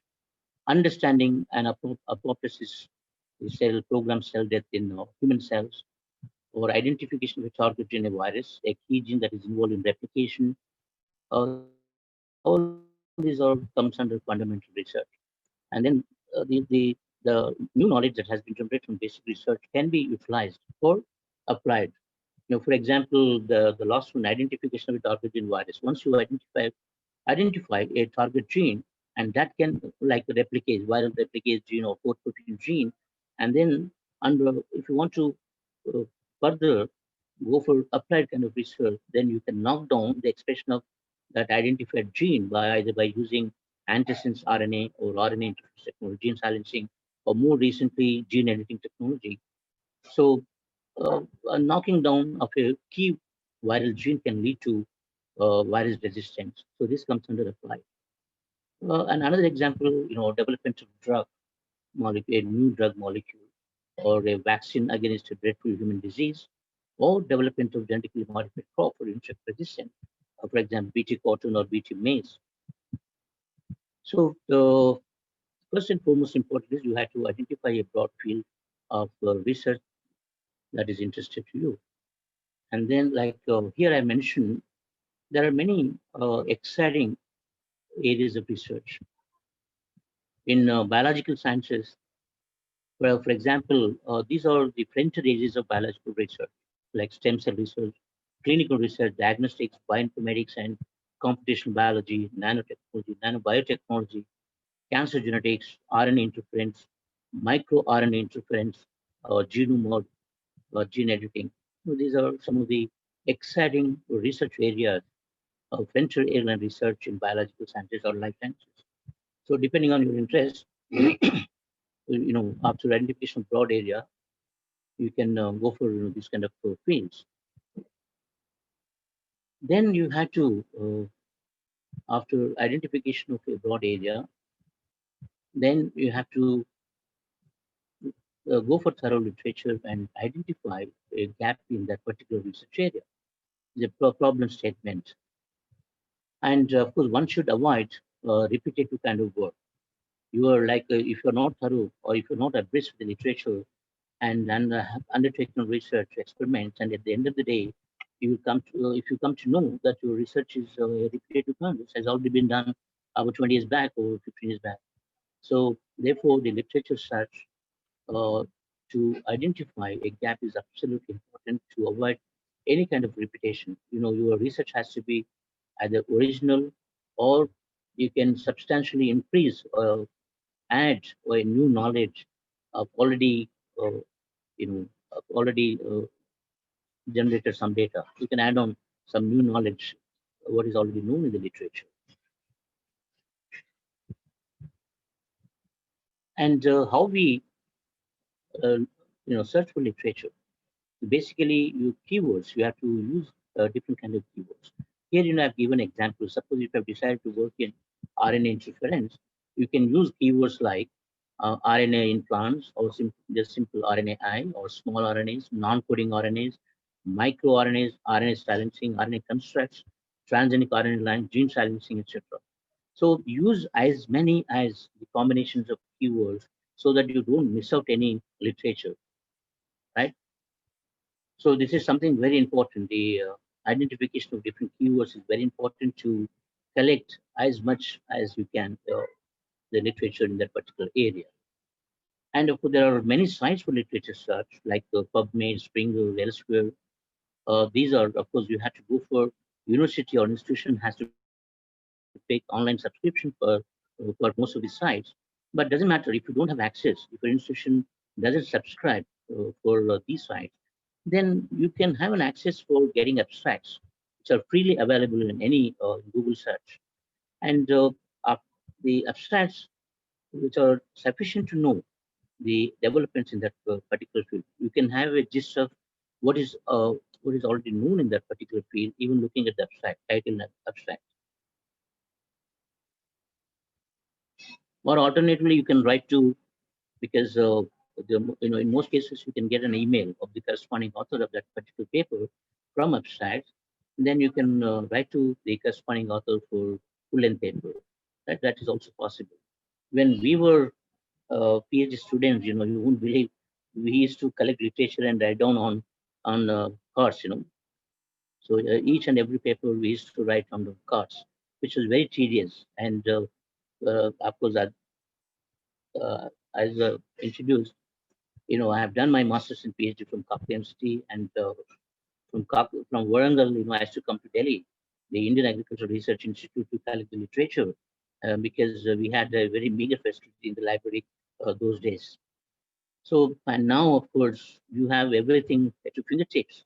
The Google search, so many sites for literature. You're more likely, actually, as far as the infrastructure facilities are concerned. Even thesis typing, we used to go for manual typing of thesis.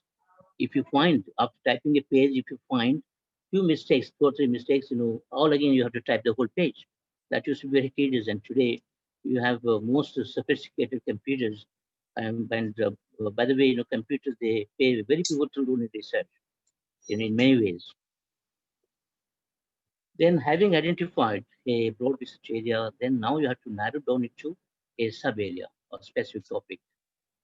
For example, uh, deciphering a signaling pathway leading to apoptosis in human cells. This is a specific topic.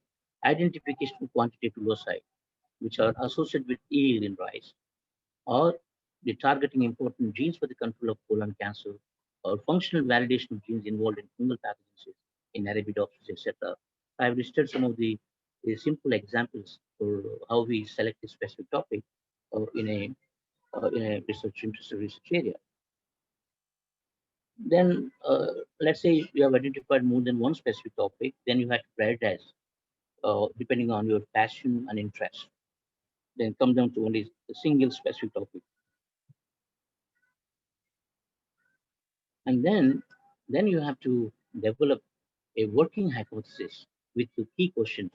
You can ask, 3, 4 key questions, and then based on that, you have to generate an hypothesis. So this can only happen after extensive literature survey, right? So, and finding a gap in research area. The hypothesis is a tentative assumption. It may or may not work, right? And so therefore, sometimes you may get a very surprising results. Although you have started with some original hypothesis with some expected results, there are in the history there are very interesting examples of getting a negative results. Right? The best example is the Jorgensen from Monsanto. He wanted to develop a deep purple flower petunia, the garden petunia. Then he had decided to overexpress a key gene in the pigment pathway, that is alpha synthase gene. And after overexpression of CH's gene, he got very unexpected, surprising results. Instead of getting deep purple flower, he ended up getting white flowers, totally white flowers or chimeric flowers with purple with the white striations.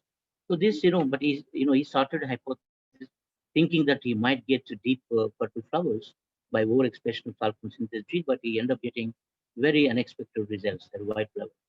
And then, of course, but although he got very surprising results, this has led to a very important breakthrough observation or discovery that, and he has also demonstrated that the white flowers is due to the absence of transcripts of not only the introduced foreign gene, chalcone synthase gene, but also the endogenous genes. The chalcone synthase gene is also present in petunia. So both the genes got silenced, and he called this phenomenon as a post-suppression. And today we know that post-suppression is nothing but post-transcriptional gene silencing. That is nothing but RNA interference. In fact, they have discovered RNA interference in plants first time before the RNA was discovered by Andrew Fire and Craig Mello. So look at, he started with something else, hypothesis, but ended up getting very, all those surprising but interesting results, breakthrough observation. There are certain examples where, accidental discoveries like Newton laws, penicillin discovery, right? Even androgenesis by S.C. Mashri and Professor Gulam Mukherjee. So these were based on very keen observation, like Newton's law. He saw the falling of an apple from a tree downwards, and then he thought there's some gravitational force. And this keen observation, very critical observation, has led to a very major discovery in the past. So don't ever get disappointed when you get a different kind of results, although you have started with some expected results with some hypotheses. And another is, sometimes negative, you may get negative results, and negative results are also important. Most of us think that the results have to be only positive. No, not necessarily. In fact, there are some journals which publish only negative results. Negative results can also have an important information, like in the future, based on your negative results, published negative results. Somebody can somebody can do some important work to overcome such kind of negative results.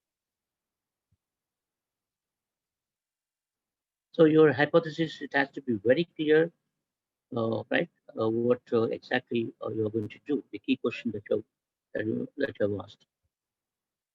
Here, I'll give you one example how one can identify a gap in a research of interest, and this is related to RNA discovery.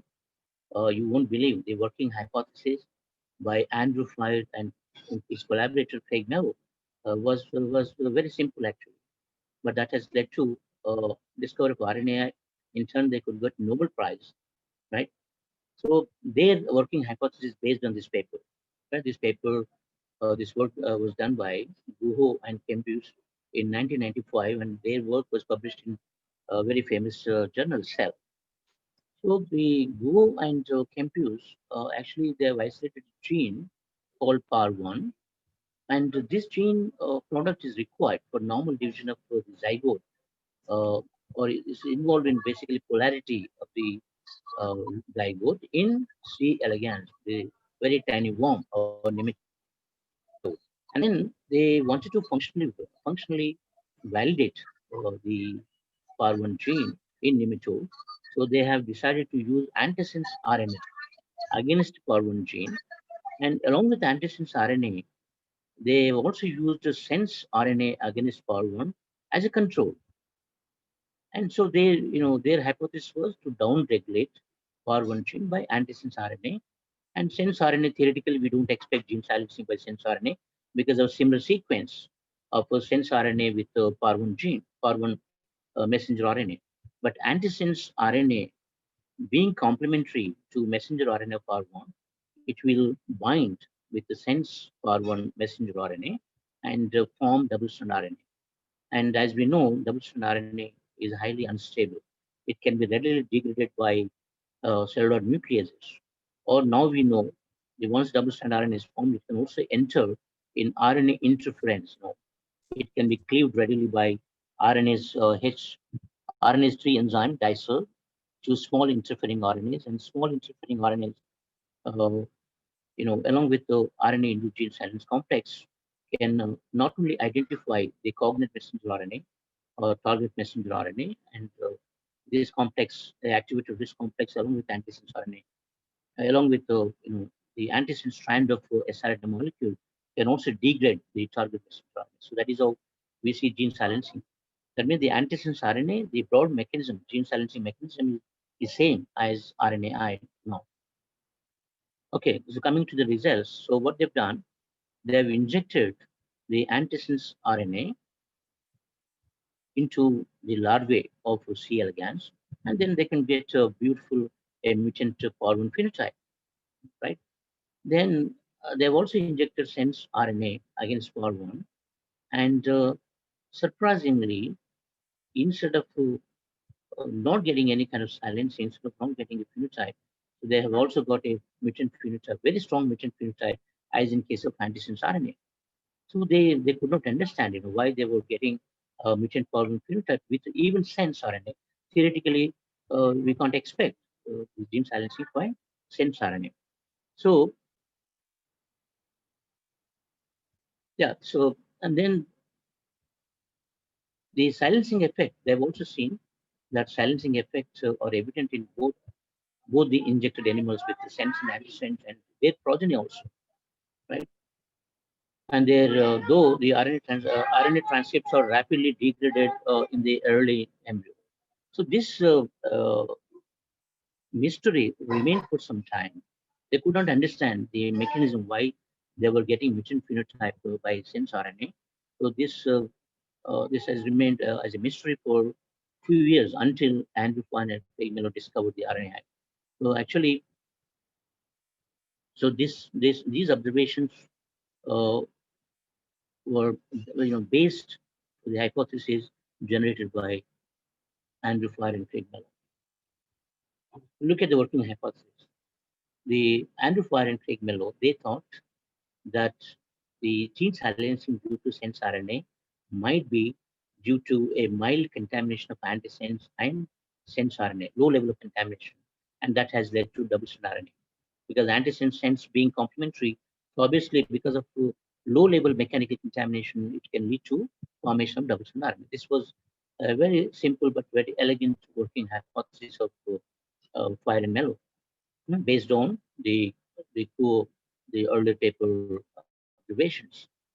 And then, so they have decided to see the effect of antisense sense individually and the double-strand RNA, right, which was formed by mixing antisense and sense RNA. So then they have decided to work or effect of all these three on more than silencing of more than 20 genes. As you can see in this table, they could not get the mutant phenotype. They could only get wild type phenotype of C. elegans 1 when they injected with either sense RNA or antisense RNA. But when they injected sense plus antisense, that is double-strand RNA, they could get a very strong features phenotype, 100%. So based on not only these three genes, based on 20 genes that they have studied with these three different RNAs, they said, in fact, the double-strand RNA is the triggering mechanism for gene silencing, which was more than 100-fold effective as compared to the antisense. And you may ask me why they could not get to the mutant phenotype with antisense RNA. Theoretically, they should have, but I think probably they have seen a very low level of silencing of the target gene with antisense. So that may be the reason that they could not get mutant phenotype. Since anyway, we don't expect. But they could get a very strong mutant phenotype, which is phenotype with sense plus antisense. So it is very clear that the double-stranded RNA is actually triggering mechanism for gene silencing. And they have also seen the amplification of gene silencing, right? And the third observation is they could also see the gene silencing signal in subsequent generation. So these three were the major observations of the Fire and his colleagues and group. And this work was, the breakthrough work was published in Nature in 1998. And within no time, within few years, within 3 or 4 years, people have deciphered the mechanism of gene silencing by double-strand RNA. So now we know the RNA pathway is very well studied, right from, I mean, the various eukaryotic systems like Drosophila, plants and fungi, nematodes in human cells. And then within 5-6 years, people have realized the potential of RNAi, not only for functional genomics, that is studying the function of newly isolated genes, but also for potential applications in medicine, industry, and agriculture. And because of importance, the breakthrough discovery of RNA interference phenomena, uh, Fire and Mello, they have got a Nobel Prize in 2006 within the span of 8 years of their discovery. So look at, so I've given this example that the framing a working hypothesis is absolutely important to start with a research.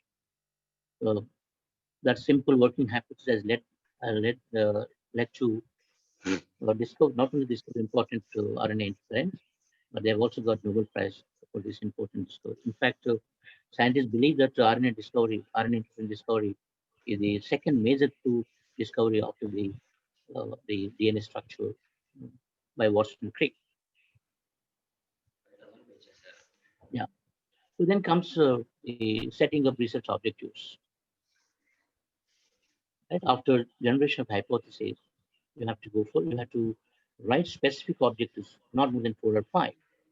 And research objectives is a very pivotal section, right? It has to be written very specifically, very in a focused manner, and research objectives have to be very relevant or feasible, achievable. The objectives have to be achievable, and you have to state very clearly, and also measurable, right? And one should avoid duplication of objectives so that you will be able to generate new knowledge. And there should not be many objectives, as I said just now, maybe 4 or 5. And these 4 or 5 objectives, they have to be given in a particular order of importance, right? We should not give haphazardly the various objectives. They have to be in a particular order of importance. I'll give you one example.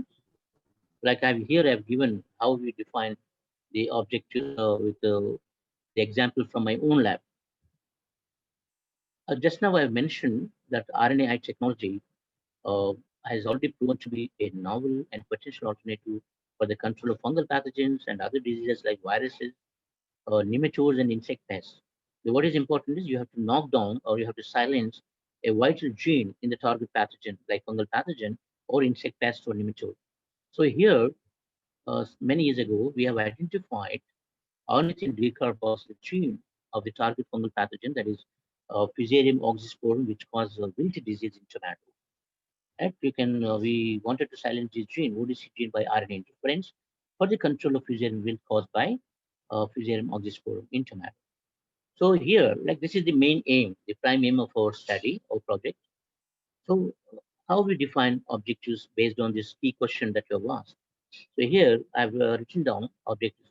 First and foremost important, you have to retrieve the ornithine decarboxylate gene sequence from the NCBI database, followed by you have to subject the sequence, right? Retrieve sequence for blast search to know the similarity of ODC gene of the fungus with host plant tomato and ODC gene from all kind of beneficial organisms and also humans, so that you can rule out any off-target effect of this selected sequence, gene sequence. What is off-target effect? The If you select a sequence of ODC gene fungus, if it has some similarity with the host to ODC or ODC of human or other organisms, it will lead to unintended silencing of other genes. So silencing of unintended genes. So this is called after effect. So one should, your aim is to silence only the fungal ODC gene. So therefore, you should, by blast search, you should rule out any off-target affected selected sequence. Then cloning using standard methods for preparation of hairpin RNA construct or RNA silencing construct with the selected off-target free target sequence of ODC, the sequence of target ODC. So this ideally this should be the first objective, and then you have to generate tomato transments either by agrobacterial transmission or particle gun using the developed hairpin RNA construct. So this is second objective. Then third, sorry for the number mistake. Then third should be the molecular analysis for demonstrating not only the transgene integration, but also the expression of transgene in transgenic lines. Then finally, you have to test the conformed promising RNA transgenic lines of T1 or T2 generation for resistance against fusarium wilt caused by fusarium oxysporum. Because you have knocked down ODC gene of the fungus with an objective to develop fungal resistant plants. So therefore, you have to test the developed RNA lines for fungal resistance against fusarium wilt. So this is how we write, or a very specific focused objectives, uh, depending on your objective or key question, the prime aim. Then next most important component of writing a project is research design, which is nothing but methodology, research methodology, or simply methods or techniques. And this has to be experimental design. You have to very carefully plan different very appropriate methods or techniques to address the set objectives. I'll give you an example from my own lab for this, how we decide different methods or techniques for addressing each and every objective in your work. And a proper research design, research design is absolutely required because it facilitates the smooth sailing of the various research operations, thereby research as efficient as possible, yield maximum information, right, with minimal expenditure of time and money. Yeah. So the research methods is very essential to discuss each and every technique or method very clearly and completely or in sufficient detail with a considerable amount of detail so that the methods can be reproduced by others. If somebody else wants to use a technique that you have described, you should be able to reproduce, and that is only possible when you give the details sufficiently right, in your methodology. And the research methodology, uh, you have to fulfill certain criteria, right? So basically, you have to give very relevant methods for for addressing each and every objective. And very important is you have to maintain enough replicates. Replicates are of two types, biological replicates. One has to maintain at least 3 biological replicates. Then technical replicates, again, ideally one should maintain 3 replicates. And it is also important to repeat your experiments 2 or even 3 times just to see whether you're getting similar results in each independent experiment. Because independent experiments, this will give you more confidence about your results. There won't be any kind of bias. And then positive and negative controls, along with experimental group. What are positive and negative controls? For example, in plant transmission by agrobacterium, we maintain these positive and negative control. Positive control is nothing but right. We we use leaf expanse for shoot regeneration. Let's say in transmission tobacco, right? In positive control, we don't infect the leaf expanse with the agrobacterium. Just a second. Sorry. In positive control, we don't infect leaf expanse with the agrobacterium, but we culture leaf expanse on shoot regeneration medium. So obviously, we get a very good regeneration in positive control. And this positive control is absolutely important to know whether your nutrient medium is fine for proper regeneration or not. So that's where the positive control is important. And in case of negative control, again, we don't infect leaf expanse with agrobacterium, but we culture leaf expands on a medium containing the selection agent, that is antibiotic like kanamycin. So obviously the leaf expands, since they are not transformed, they don't have the kanamycin resistant gene. So the leaf expands, they bleach away within no time.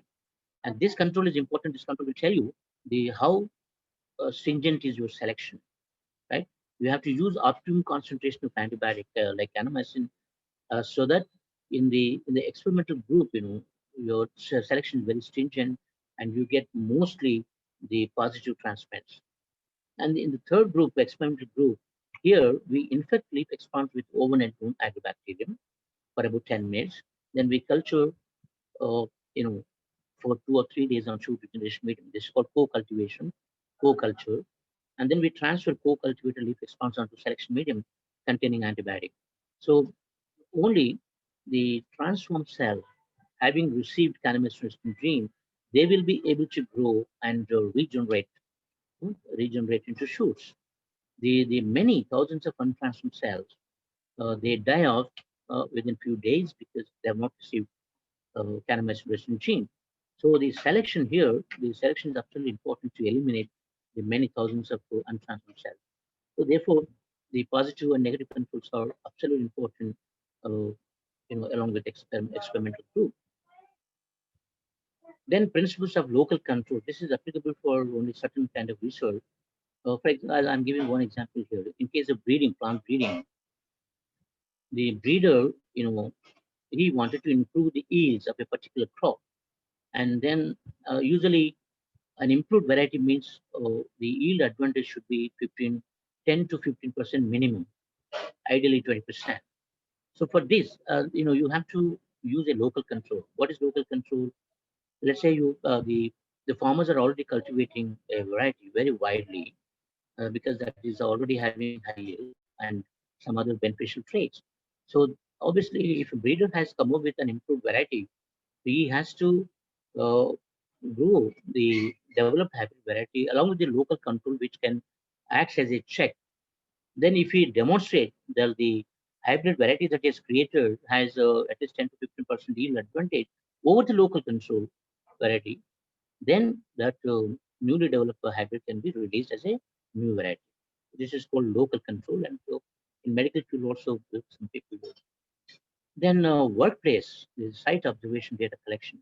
You have to make sure that you have proper labs for performing various experiments.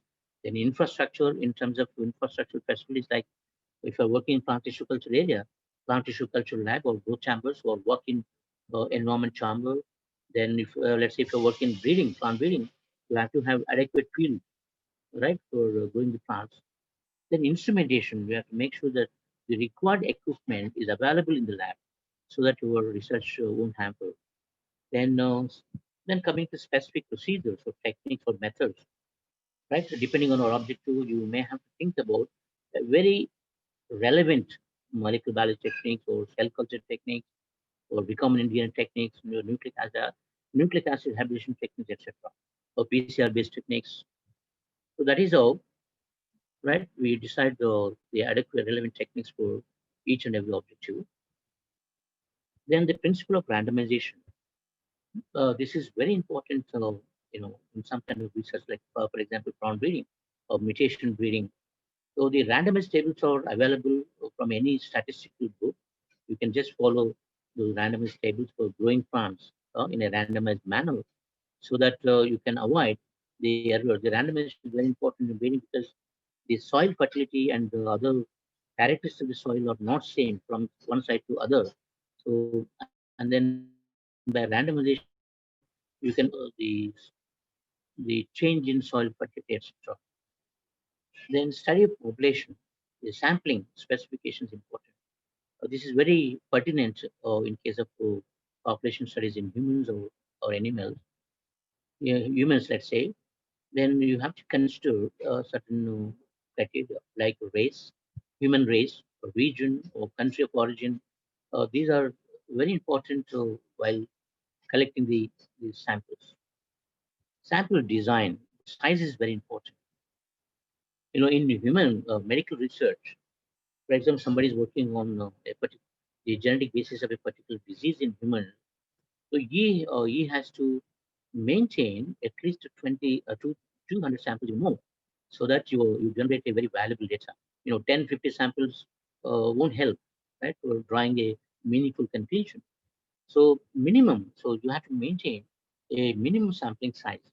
When it comes to mutation breeding, mutagenesis studies, I've done, in fact, I've done my PhD in mutation breeding, cytogenetics at Cochrane State. So we used to do a lot of mutagenesis studies in chilies. So ideally, one should maintain about 2,000 seeds for mutagenesis, either by either by you know physical or chemical methods, so that you will be able to generate large number of mutations, and some of them will be beneficial, like showing higher yield or disease resistance, etc. So therefore, the sampling design, particular size, is absolutely important for getting useful data. Then data collection methods, whether you're collecting data by way of questionnaire, this is applicable, mostly applicable in case of clinical studies or sociology, right, political science, etc. Then experiments, right? You have to collect the data very carefully, very keen observations from each and every experiment. The data that I've already mentioned, it can be primary source or secondary. Primary is very reliable and it's a direct source. Either through either uh, okay. So the primary source, it can be based on experiments directly, or direct source, which is very reliable. Secondary means This is mostly again applicable in sociology or the medical field, clinical. This is based on already available documents, already available information, or by way of photographs, etc. Then data analysis methods, uh, quantitative. Of course, one can use a variety of statistical methods. These are some of these methods like the mean, standard deviation, standard error, t-test, chi-square, analysis of variance and covariance, regression, etc. The most commonly used, in various research studies.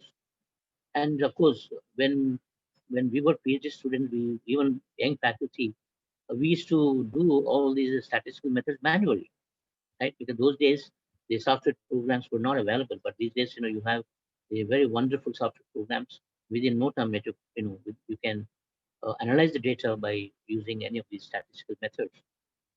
Each of these statistical methods has one purpose. For example, t-test. T-test is student t-test is used to know whether the experimental sample, the mean, right, is significantly different from control. Right? The two sample, you can know experimental control. You would know the between the control mean and experimental mean is statistically significant or not. It's based on probability 5%, minimum 5%, or even 1 to 0.1%. Chi-square test is used to know the ratios. For example, segregation of a gene in subsequent generation. You can you can come up with a null hypothesis whether segregation will fit into 3:1 or not, Mendelian ratio 3:1 or not. And for this purpose, you can apply chi-square test. So like that, each and every statistical method is used for some purpose. Data quality, this is absolutely important. Your data, there should not be any kind of bias. Sorry. There should not be any kind of bias. So your data has to be reproducible by others. So here, in my opinion, honesty is very important. There should not be any kind of manipulation, in the generated data. If anybody wants, he or she can manipulate the data, which is not absolutely unethical, not correct. If you look at the past history, there are many such things happen, and many well-informed scientists they had to retrieve their papers published in a very high journals, very high impact journals like Cell or even. And there are some scientists, who copy paragraphs, even complete published paper, and they republish. Which is absolute. Some people, even scientists, have even lost their job because of these kind of malpractices. So one has to be, honest enough to report the actual data without any kind of manipulation. Then the proposed methodology, there are a few other things which are also important. Alternative strategies. See, you have started with some original strategy, hypothesis, which may or may not work.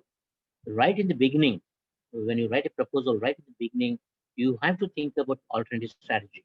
If the original strategy doesn't work, you have a strategy so that you're not disappointed. How do you decide alternate? I'll give you an example. For example, I wanted to use RNAi technology for silencing a couple of important genes in fungus for fungal resistance. And unfortunately, the knocking down of those two genes did not work, right? Then have given alternative strategy. For example, gene editing. Right? Gene editing can also be used to knock down or even knock out the target genes. So that is an alternate strategy. Even when you write a project proposal for funding, there is one column, the DBT funding agencies like DBT, they ask you to give an alternative strategy if the original strategy fails, right? So this is very important. Then case study method, this is mostly applicable in case of medical research or the sociology. Like in clinical research, for example, a scientist can study the incidence of a particular disease, right, in a country or in a region. So this scientist is dealing with only one case, one particular disease, right? And then biosafety. See, biosafety is very important. Safety again is irradiations or harmful chemicals, carcinogenic compounds, or the pathogenic microbes, microbial pathogens, very harmful microbial pathogens like tuberculosis. So therefore, since biosafety is important, every institution uh, who are planning to do recombinant DNA work or genetic modification in microbes or plants or animals, they have to have institution biosafety committee. So if scientist wants to do either recombinant DNA or genetic modification work, he or she has to seek permission. Initially, the scientist has to seek permission from IBSC. IBSC in turn reports to RCGM, recombinant. This is this is the research committee on genetic modification. Yeah. So finally the RCGM, they give permission to perform the genetic modification of recombinant DNA work to a scientist. The IBSC, there are 8 or 9 members, the DBT nominee, and then 2 subject experts from other institutions, and then 1 member acts as a member secretary. Like I was a member secretary of IBSC of South Campus for 3 years. So these the 2 committees, these are very important for biosafety. Then ethical consideration, the ethics.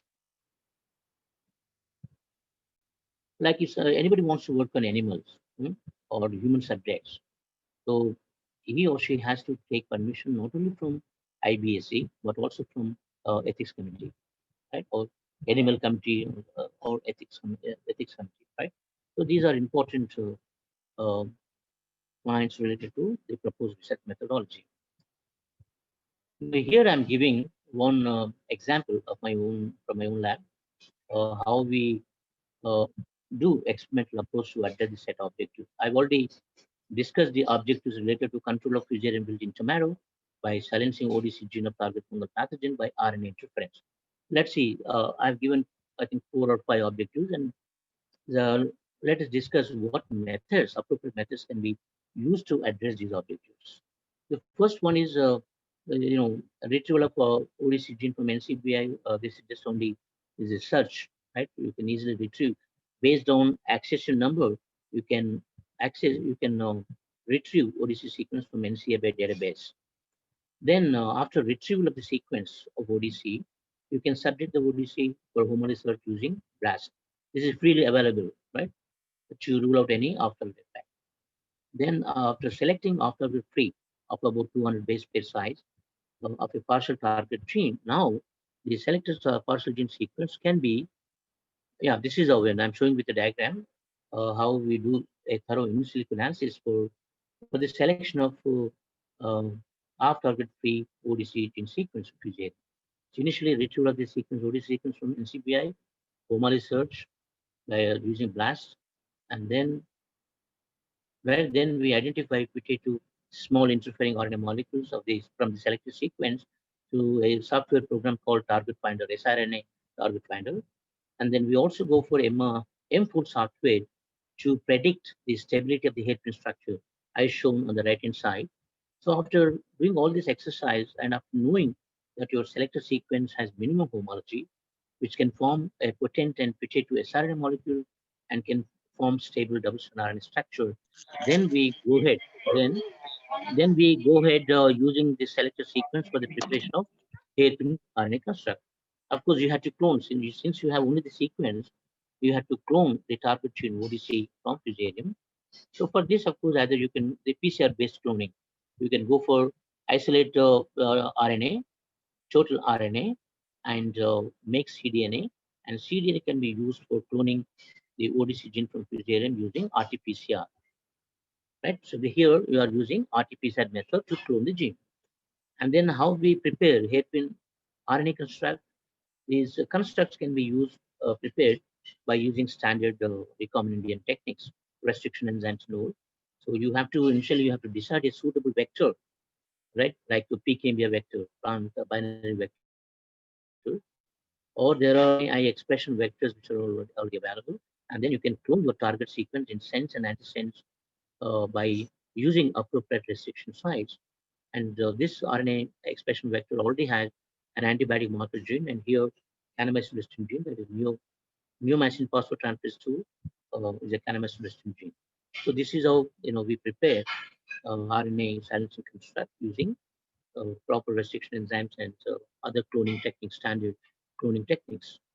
And then next objective was there to generate transmits of tomato by agrobacterium using the developed RNA construct. So here The agrobacterium immediate transmission is a very standard method. Like I was mentioning about positive and negative control, you can see here the top right panel. Within the figure, the top left is a positive control. Right? You can see a very good regeneration, shoot regeneration, because the explants were not infected with agrobacterium, but were cultured on normal shoot regeneration medium. On the right hand side, negative control, where explants were not infected with agrobacterium, but they were cultured on selection medium. Obviously, they bleach away within few days since they were not transformed. The bottom one is actual experimental one, where we infect the leaf explants with agrobacterium, then co-culture, and then transfer onto selection medium, which contain kanamycin as a selection agent. So obviously, the untransformed leaf explant, they die off, I shown here. Only you get shoot regeneration from transformed leaf explants, and the regeneration is not that high as compared to positive control. So as I already mentioned about the importance of positive negative control, right? Positive control will tell you whether your nutrient medium is proper for regeneration. Here, you are getting 100% regeneration, so the medium is absolutely right. The negative control, all explants, they die out, bleach out. Obviously, selection is very stringent. And in the experimental, of course, you get to not very high regeneration because there are some untransformed explants also. And then, of course, the shoots can be, the developed regenerate shoots can be uh, rooted in vitro by using proper optimum medium. And then the transplants, primary transplants can be established in plot conditions. So here, what is important is the using an optimum regeneration medium and a stringent selection. So those are the agrobacterium methodology. So these are can be applied to address this objective. And then after the development of transplants, you have to subject them for a thorough molecular characterization to demonstrate both transient integration and expression. For transient integration, initially we screen a lot of transplants, tomato transplants by PCR using primer specific to both NPT2 marker gene and gene of interest, that is ODC. And then you get some positive PCR positive plants, which can be later used for southern blot hybridization to know not only the integration but also the copy number of the transgene, how many copies of the transgene are integrated with the plant genome. So southern is of course more reliable as compared to PCR, right? Then then you have to go for a few more molecular biology techniques to show the intended expression of siRNA molecules, because you have generated RNA transient tomatoes. We expect that RNA tomato plants express the intended small siRNA molecules of 21 nucleotide size. So here you have to think about northern hybridization, not usual northern hybridization, modified northern hybridization, where initially we enrich the small RNAs, and the small RNAs are used for northern blot hybridization. So here you have used three different techniques. Two techniques, PCR southern for showing transient integration and transient expression.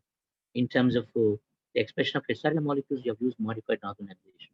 So that is how we decide more very appropriate methods to address the objectives. And finally, of course, the once you show the transient status of tomato plants, the promising RNA transient plants, they have to be tested for resistance against fusarium wilt caused by fusarium oxysporum. So we here, you have to decide the standard infection method. Like here, we have used the root dip method for infecting the plant. In control, what we have done, we have dipped the root system in fungal spores for 20 to 30 minutes. And then same thing with the RNA lines. Then we established these plants, control plants, wild type plants, and transient gland plants in pot condition. And then the wilting symptoms were monitored up to 3 weeks. As you can see here, the control have shown wilting symptoms, but RNA lines have shown resistance. So this is how we demonstrate. You have to use standard infection or inoculation method to show resistance against fungal infection. So this is how we decide a relevant methods or techniques to address the set objectives. The expected research outcome, of course, you have to highlight 2 or 3 or 4 very important new contributions. The outcome of research project. You may be generating a novel data, and some outcome product oriented, whatever. So you have to give 3 or 4 new contributions in bullet form, not in descriptive form, right? Then work plan. The usually any project is usually for 3 years. The time frame is 3 years, right? But in case if you're unable to complete some experiment, you can seek extension for 1 more year or 2 more years, maximum 5 years.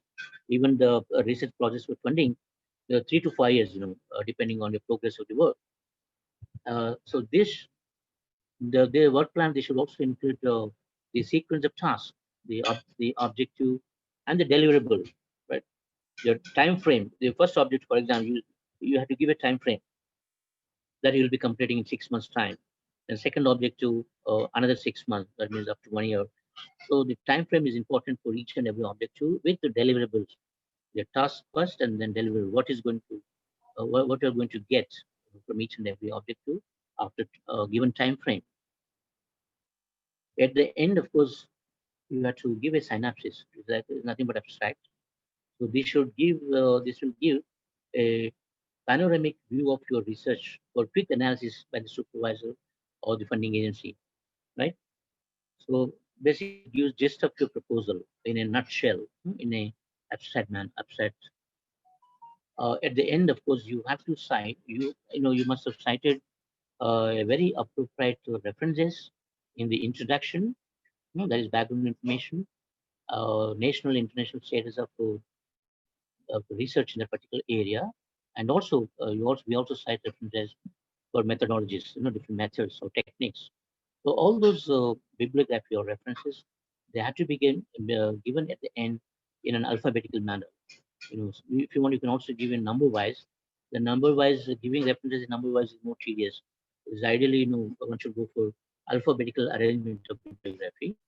Then you may also have mentioned certain resources, internet resources, right? So these have to be given, along with the bibliography at the end. Sorry, yeah, the last slide. Yeah, that I will take only 5 minutes or so. Then I think I'll very briefly discuss about writing a concept of full-length project proposal for funding. The many times the funding agencies, like particularly the Department of Biotechnology, they give calls for concept notes or concept proposals in an identified area. Like recently, DBT has given a call for project concept proposals in the area of gene editing. So some disturbance. Yeah. So DBT has called for concept proposals for the genome engineering or gene editing area. So the concept note is very different from the full-length project proposal. Here, we give title page, principal investigator and his contacts, then background information, very brief, very focused and in very brief, not more than, not more than a page. Then objectives, 4 or 5 important objectives. In the background information, of course, you have to give the importance of the concept proposal with the key question that you're going to ask, right? Then specific objectives, then experimental approach methods for each and every objective, which we have already discussed. But it is, in very brief, just name the technique that you're going to use for a specific objective, then expected outcome, only, important 3 or 4 important new contributions, expected contribution, then very few references, maybe 5 or 6. Then you have to give a very brief biodata, half a page up to PI with, maybe very significant publications related to your concept proposal. So this is about concept notes or concept proposal, right? In the after submission concept note, the DB funding agency like DBT, they screen the concept notes submitted by hundreds of people, and then they'll pick up only those concept notes which are innovative, having very new idea or innovative, and can lead to generation of new significant knowledge or a product, right? And when it comes to full-length project proposal, most of we have already discussed the writing a project proposal for PhD, but the full-length project proposal for funding, it will have some additional information or additional columns. It starts with the project title, PI, even co-principal investigator or co-investigators in case of multi-institutional projects. Ideally, the funding agencies, they prefer the multi-institutional projects, integrative kind of research, and their contacts, PI and co-PI's contacts. Then comes general information. Here, you have to give title, the institution, the total cost of the project. If it is a multi-institutional project, the name of the coordinator who is going to coordinate the whole project with other investigators. Then project summary, which I've already discussed. The particulars of investigators. Here, generally they ask you to give the ongoing research projects and the recently completed projects, right? With budget, because this is very important for them, because if you have 2 or 3 already ongoing projects, it's going to be negative actually. If you have one project, it's absolutely fine, 1 or 2, but not too many, and then it's going to be negative. You may or may not get your project, although it all depends on the novelty anyway. Then technical details, basically the introduction that would include the origin of the proposal, rationale of the study, hypothesis with key questions. Then this is something like introduction discuss current the national international level relevance and expected outcome of the study. And this next one is very important. They also ask you to give preliminary work so far done, which is related to a project proposal. If you have already done some, preliminary work with some positive results, this is going to be a plus point. You know, you are very likely to get the project. There are specific objectives, the variable indicators for each objective. The specific objectives should be coupled with research methods, right? Is what methods you're going to apply for addressing the objectives, and then timeline, that is task and time frame, which we will discuss. Then budget particular. This is also, of course, this is very important for funding. If it is a multi-institution, you have to give institution-wise budget for each and every PI. And remember, the budget has to be realistic. Let's say instead of asking 50 lakhs, if you ask 75 to 1 crore, that's not realistic. They will assess anyway whether the requested budget is appropriate or not. So one should give a very realistic budget under different headings like staff, equipment, contingency, money for chemicals, travel, right? And also the institutional overhead. Every university or institution, they will ask for institutional overhead money. It can vary from 10 to 20% depending on the institution, and this money is meant for taking care of electricity bill and water bills of the institution. Then and of course the overhead money, part of overhead money, 50 to 70% is also used by PI for the development of lab infrastructure. Then declaration certificate by principal investigator and co-PIs, which has to be signed by institution head, either a director or his vice chancellor. Then finally, the detailed biographical sketch of investigator, a brief biodata of each and every PI. So these are the different components of writing a full-length project proposal for funding. So I think one, one will be able to write a very nice proposal with innovative ideas when you are thorough with literature. Remember me, like when I joined South Campus, within no time, within 6 months, I could get a major project from CSR. Then later on, initially it's very tough to get a project because you don't have any proven record of handling projects, or ideally one should have good publications.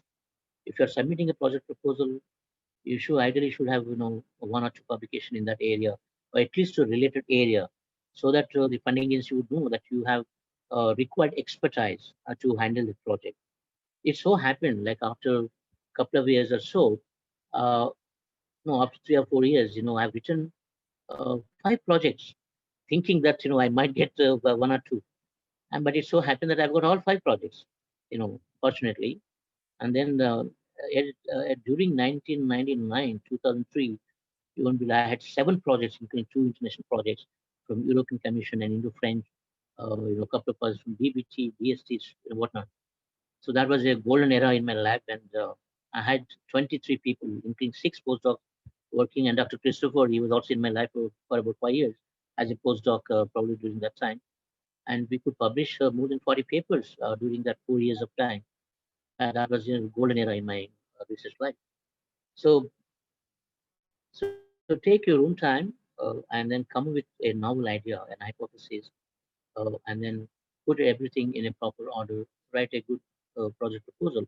I'm sure you have a good chance of getting research proposal to funding.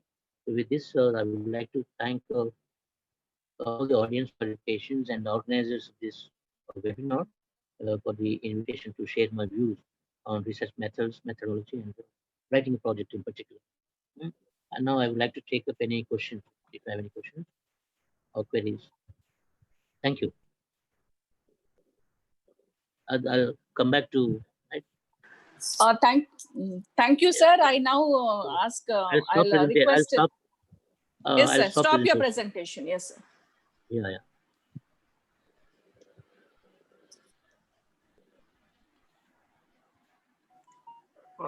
Thank you, sir. Thank you, Rajan, sir, for your excellent presentation. I'm sorry. I've taken more time. I'm sorry. No problem, sir.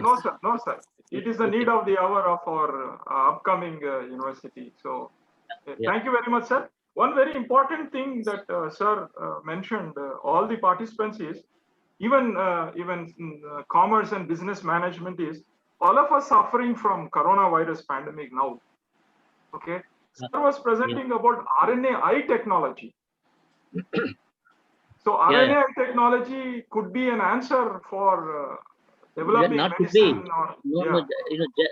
Just a couple of days ago, I have read in the Nature magazine, there is an article, and a couple of companies from US, they have come up with 30 to 50 siRNA molecules targeting all the genes of COVID-19.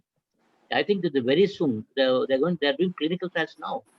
The small hairpin RNAs, particularly the small interfering RNAs, the siRNAs, you can identify a key gene of the virus COVID-19, and you can target silencing that gene, even more than one gene, by using the cocktail of siRNA molecule. That's what they're doing, 30 to 50 siRNAs, and some of those siRNAs would be very, very effective. They are continuing. What they're doing actually, they are using siRNA molecules for inhalation, so that siRNA molecules can enter in the lungs directly and then target or silence the viral genes for COVID-19. And this is very good approach. I think one of the novel approach for control of COVID-19. We have already lost lakhs of people due to COVID pandemic. I think very soon we'll have not only the vaccine, but also the RNAi, siRNA-based therapy for COVID-19. Yeah.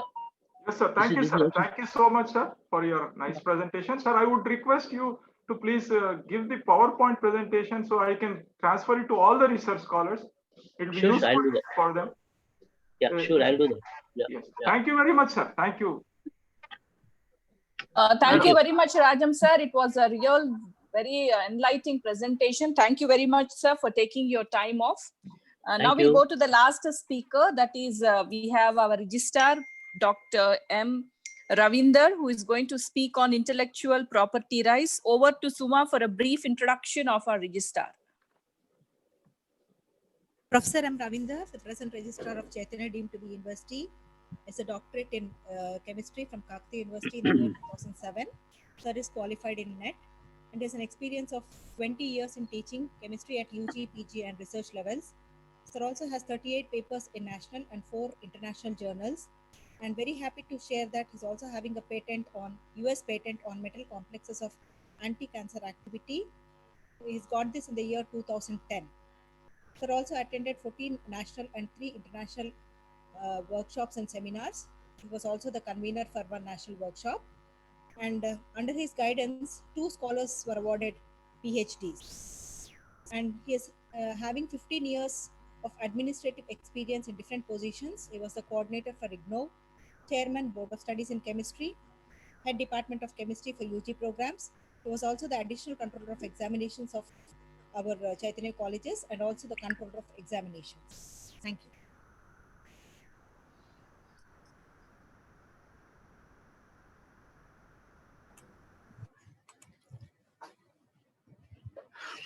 Good morning. Thank you, Professor Suma Madam, for your nice words. I have less time, but I will try to complete my topic within 20 minutes.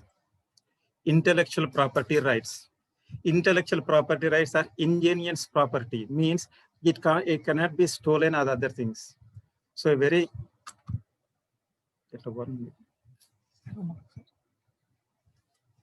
sorry. In this case, we have to discuss introduction on IPR, why we learn IPR, kinds of IPR, IPR in India. If possible, I will discuss some things IPR in India.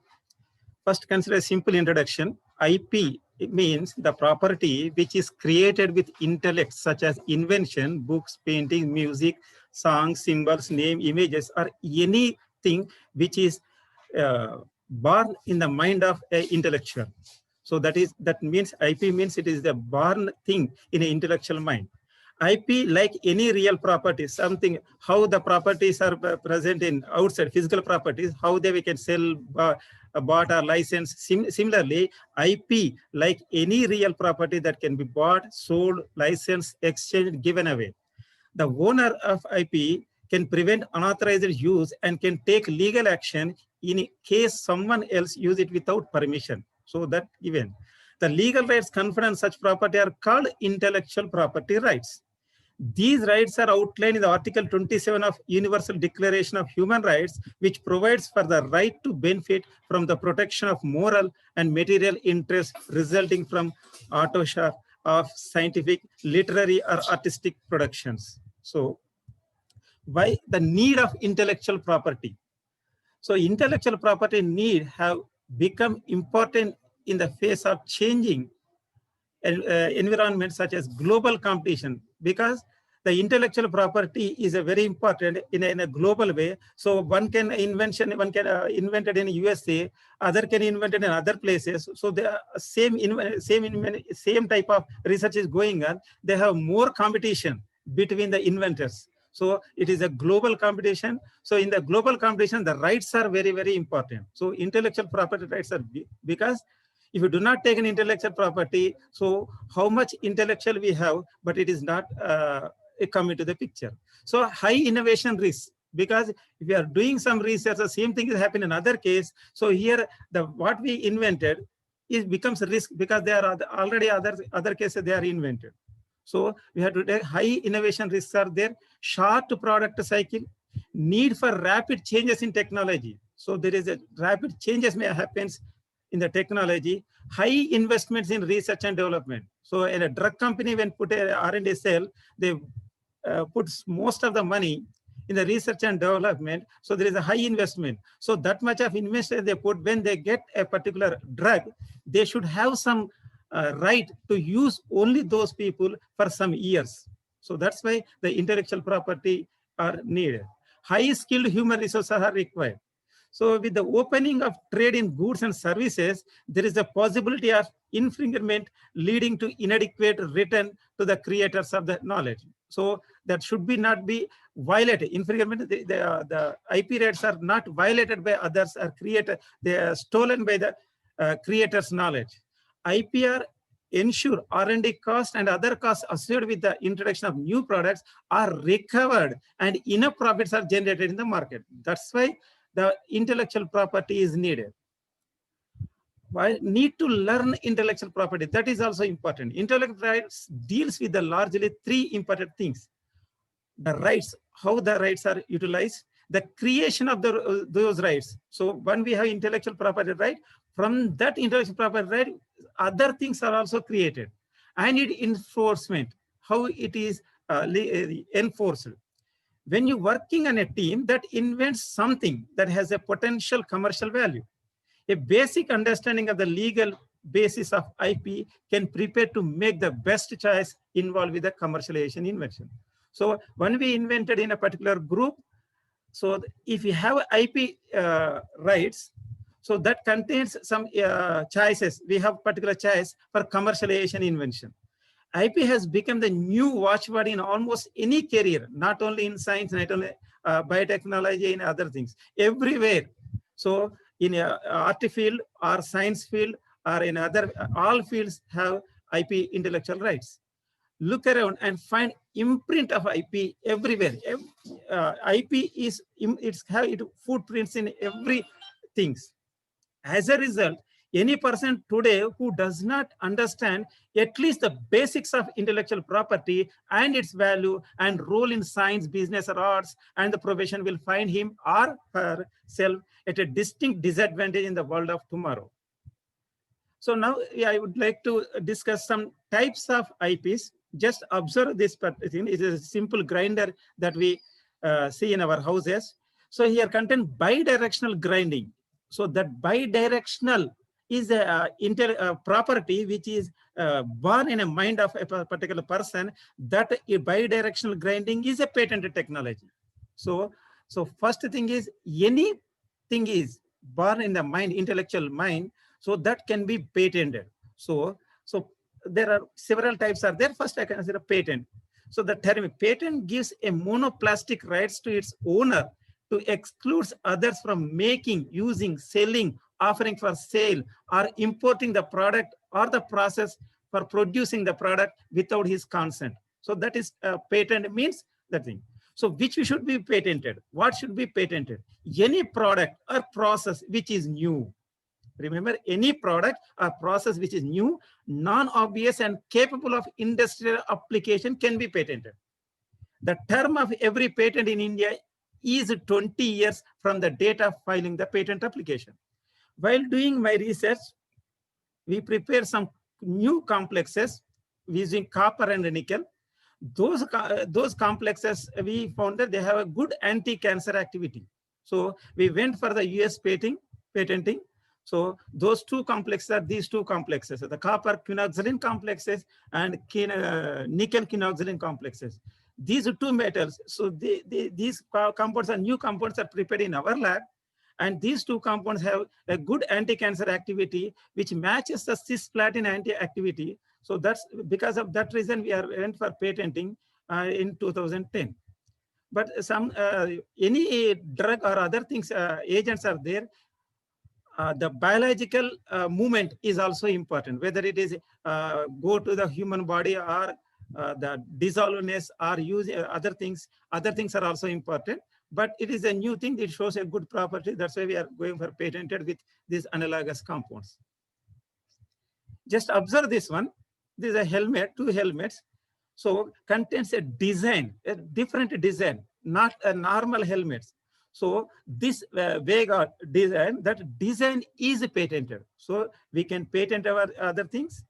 First the terminology, then design. So designs can be intellectual property.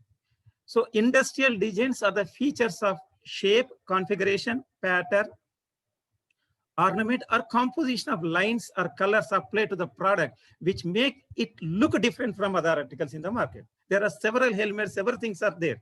But we prepare a particular helmet, it contains a different design, so it can be take an intellectual property. So those things we go for the design properties. The design must be new and distinct. So which can be design, which can be go for IP, means the design protection is provided for 10 years. So once we designed a particular thing, that is protected 10 years, the period of protection is extendable to 5 years after the expiry of 10 years duration, based on the uniqueness of particular design. Just observe, these are the logos, Intel, Insercor, or Adidas. So these are known as trademarks. So we have one trademark in our university, that is at home exam. So that designed and it is trademarked in our Chennai office.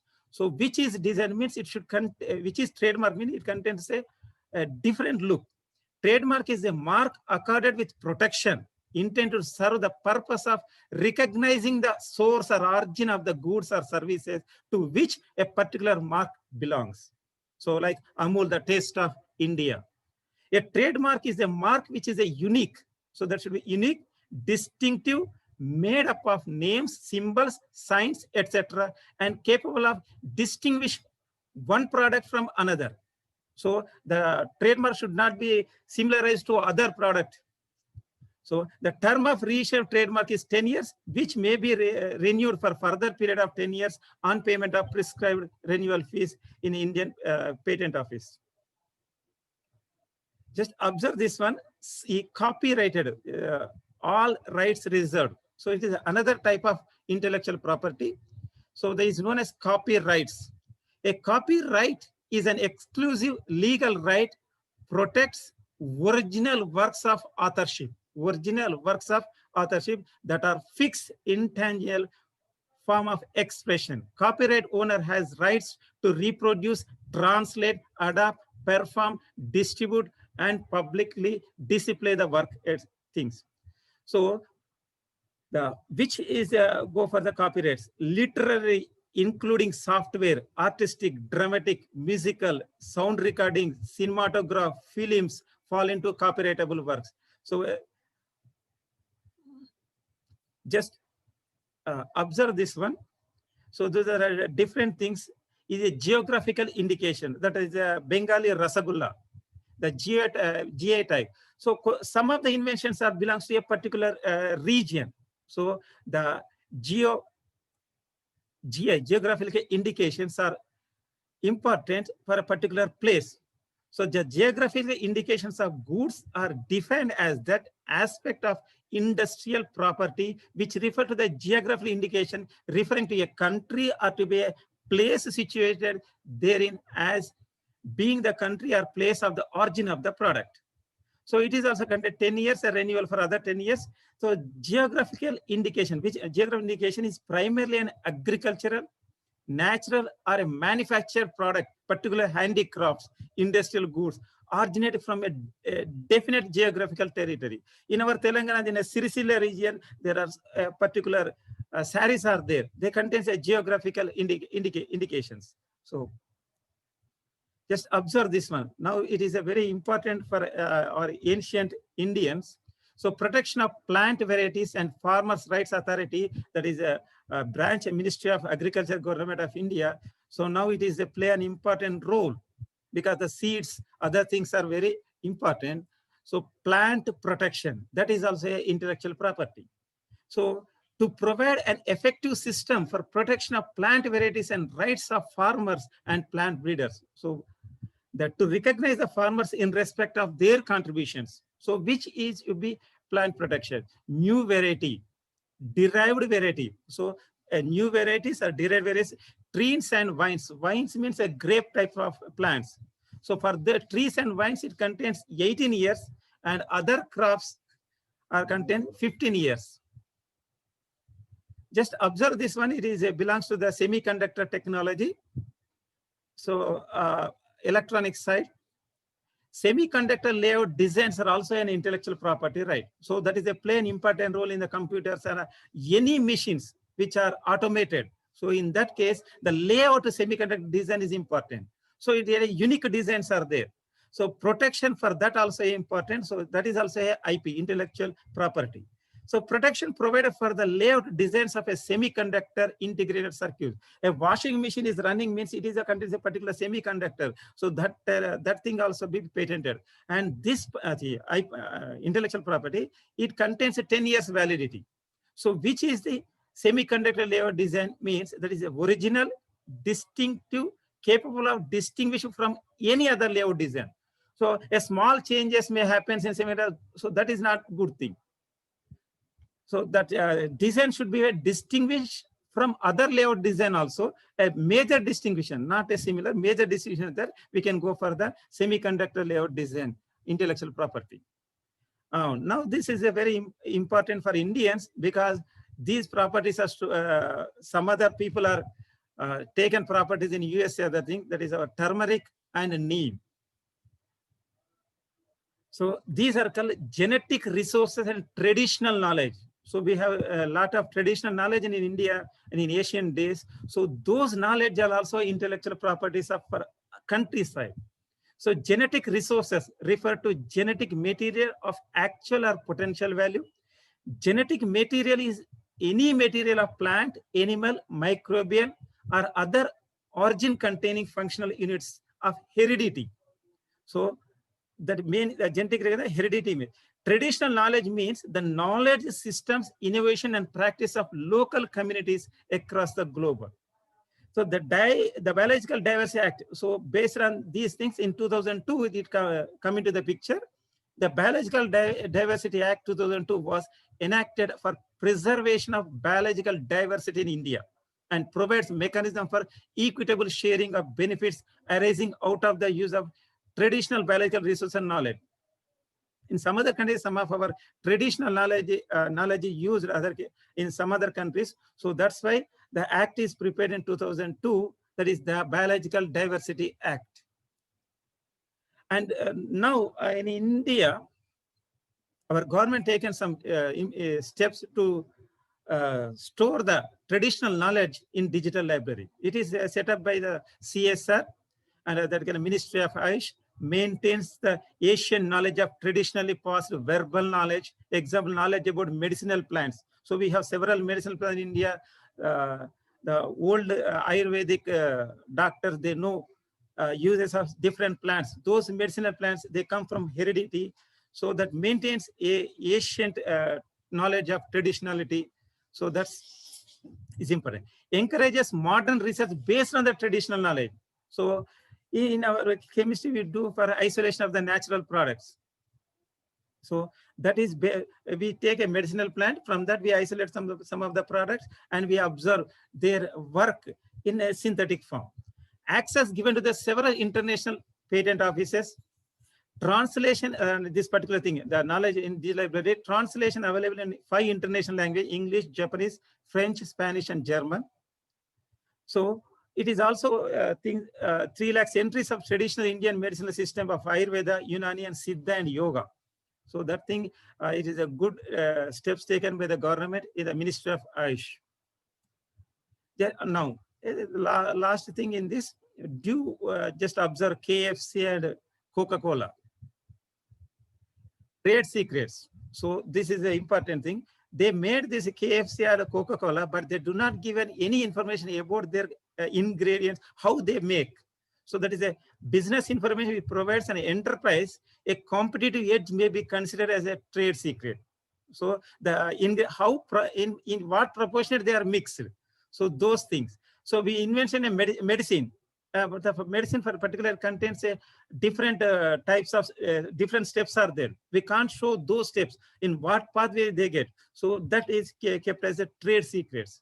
So trade secrets may include R&D information, software algorithms, invention, designs, formulas, financial records, and ingredients, list of customers, devices, methods, consumer profiles, advertising studies or policies of company, etc. A trade secret can be protected for an unlimited period of time. These are different types of IPs, intellectual properties, according to my knowledge, based on some sources. There may be other IP property, intellectual properties are there, but I consider these things. Just consider Indian scenario, just 2-3 minutes. Intellectual property system in Indian scenario. Actually, our country is ruled by the United Kingdom in this. In those days only, the first for protect for these things, intellectual property, in 1856, the Act 6 of 1856, this is made by British patent law of 1852. After 1856, it is modified in 1859 as 15th patent monopolies called exclusive privileges. So on that day, it is 14 years from the date of filing specification, intellectual properties. Then the Patents and Designs Protection Act for Indian is 1872. The Protection of Invention Act, it comes in 1883 in our India. 1888 consolidates as the Invention and Designs Act. Then in 1911, the first Indian Patent and Design Act come. Then 1970, our government made Indian Patents Act. And it is amended in 1999, 2002, and 2005 also. Now it is 2005 is running. Other IP acts in India, the Design Act and related to intellectual property, the Design Act 2000, Trademark Act 1919 as amended, the Copyright Act is 1957, the Geographic Indication of Goods Registration Protection Act 1999, the Protection of Plant Varieties of Farmers' Rights, it is 2001, Semiconductor Integrated Circuit Layout Design Act is 2000. So these are some acts in India. So these are the WIPO, the World Intellectual Property Organization. So based on those organizations, I taken this information. Department of Commerce, Ministry of Commerce and Industry, Government of India. The Department of Industrial Policy and Promotion, Ministry of Commerce and India. And Intellectual Property in India, Copyright Office, Intellectual Property Appellate Board. So these are working in India.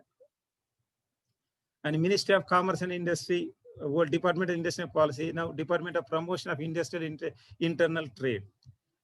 Thank you, one and all.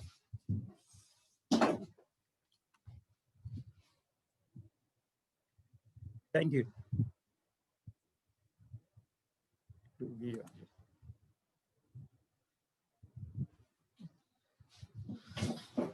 Thank you, Ravinder sir. It was very effective, and I think most of us have studied, most of us have come to know about this intellectual property rights, the importance of these rights.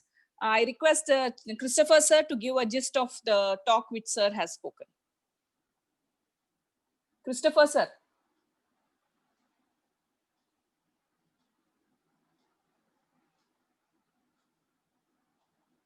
Oh, looks like Christopher sir has some internet problem. Thank you, Ravinder sir. Once again, I think you can stop your screen share. Thank you, sir.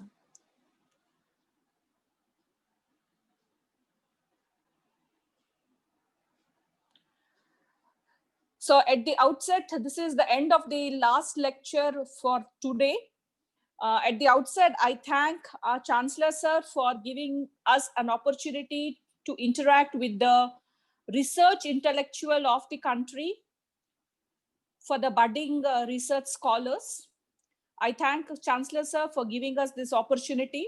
I also thank Vice Chancellor sir for attending this particular program. Sir's, we will schedule sir's lecture tomorrow morning because sir was having some internet problem. So we are going to schedule it tomorrow morning. And I also thank Telmam madam from University of Delhi for her excellent lecture on the rules of the game. I think it was a very innovative and very exhaustive, enlightening lecture. Thank you very much, madam, for making your time and giving us this lecture. And more important, a wholehearted thanks to Professor Rajam sir, because he was the one who initiated all these speakers.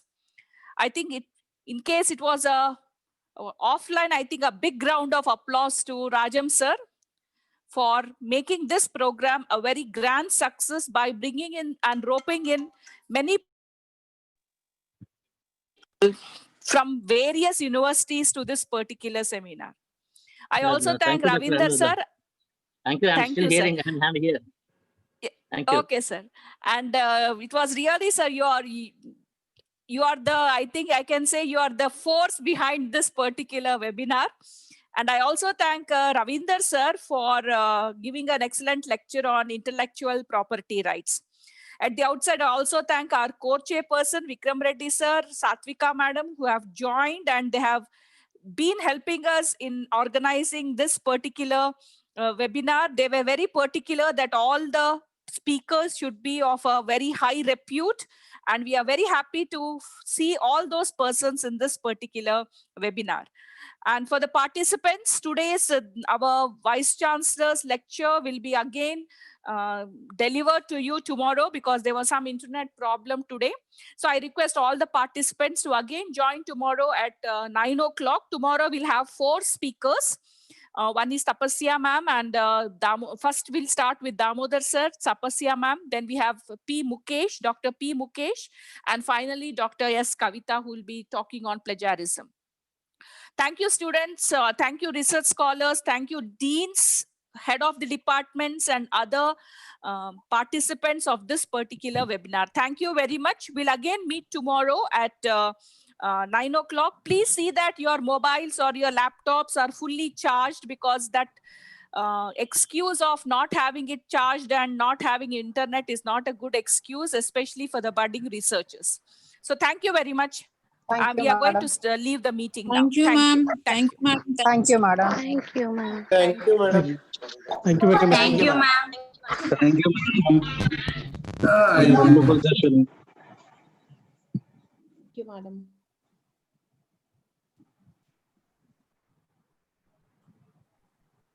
Thank you, ma'am. Thank you, madam. Thank you, ma'am. Thank you, ma'am.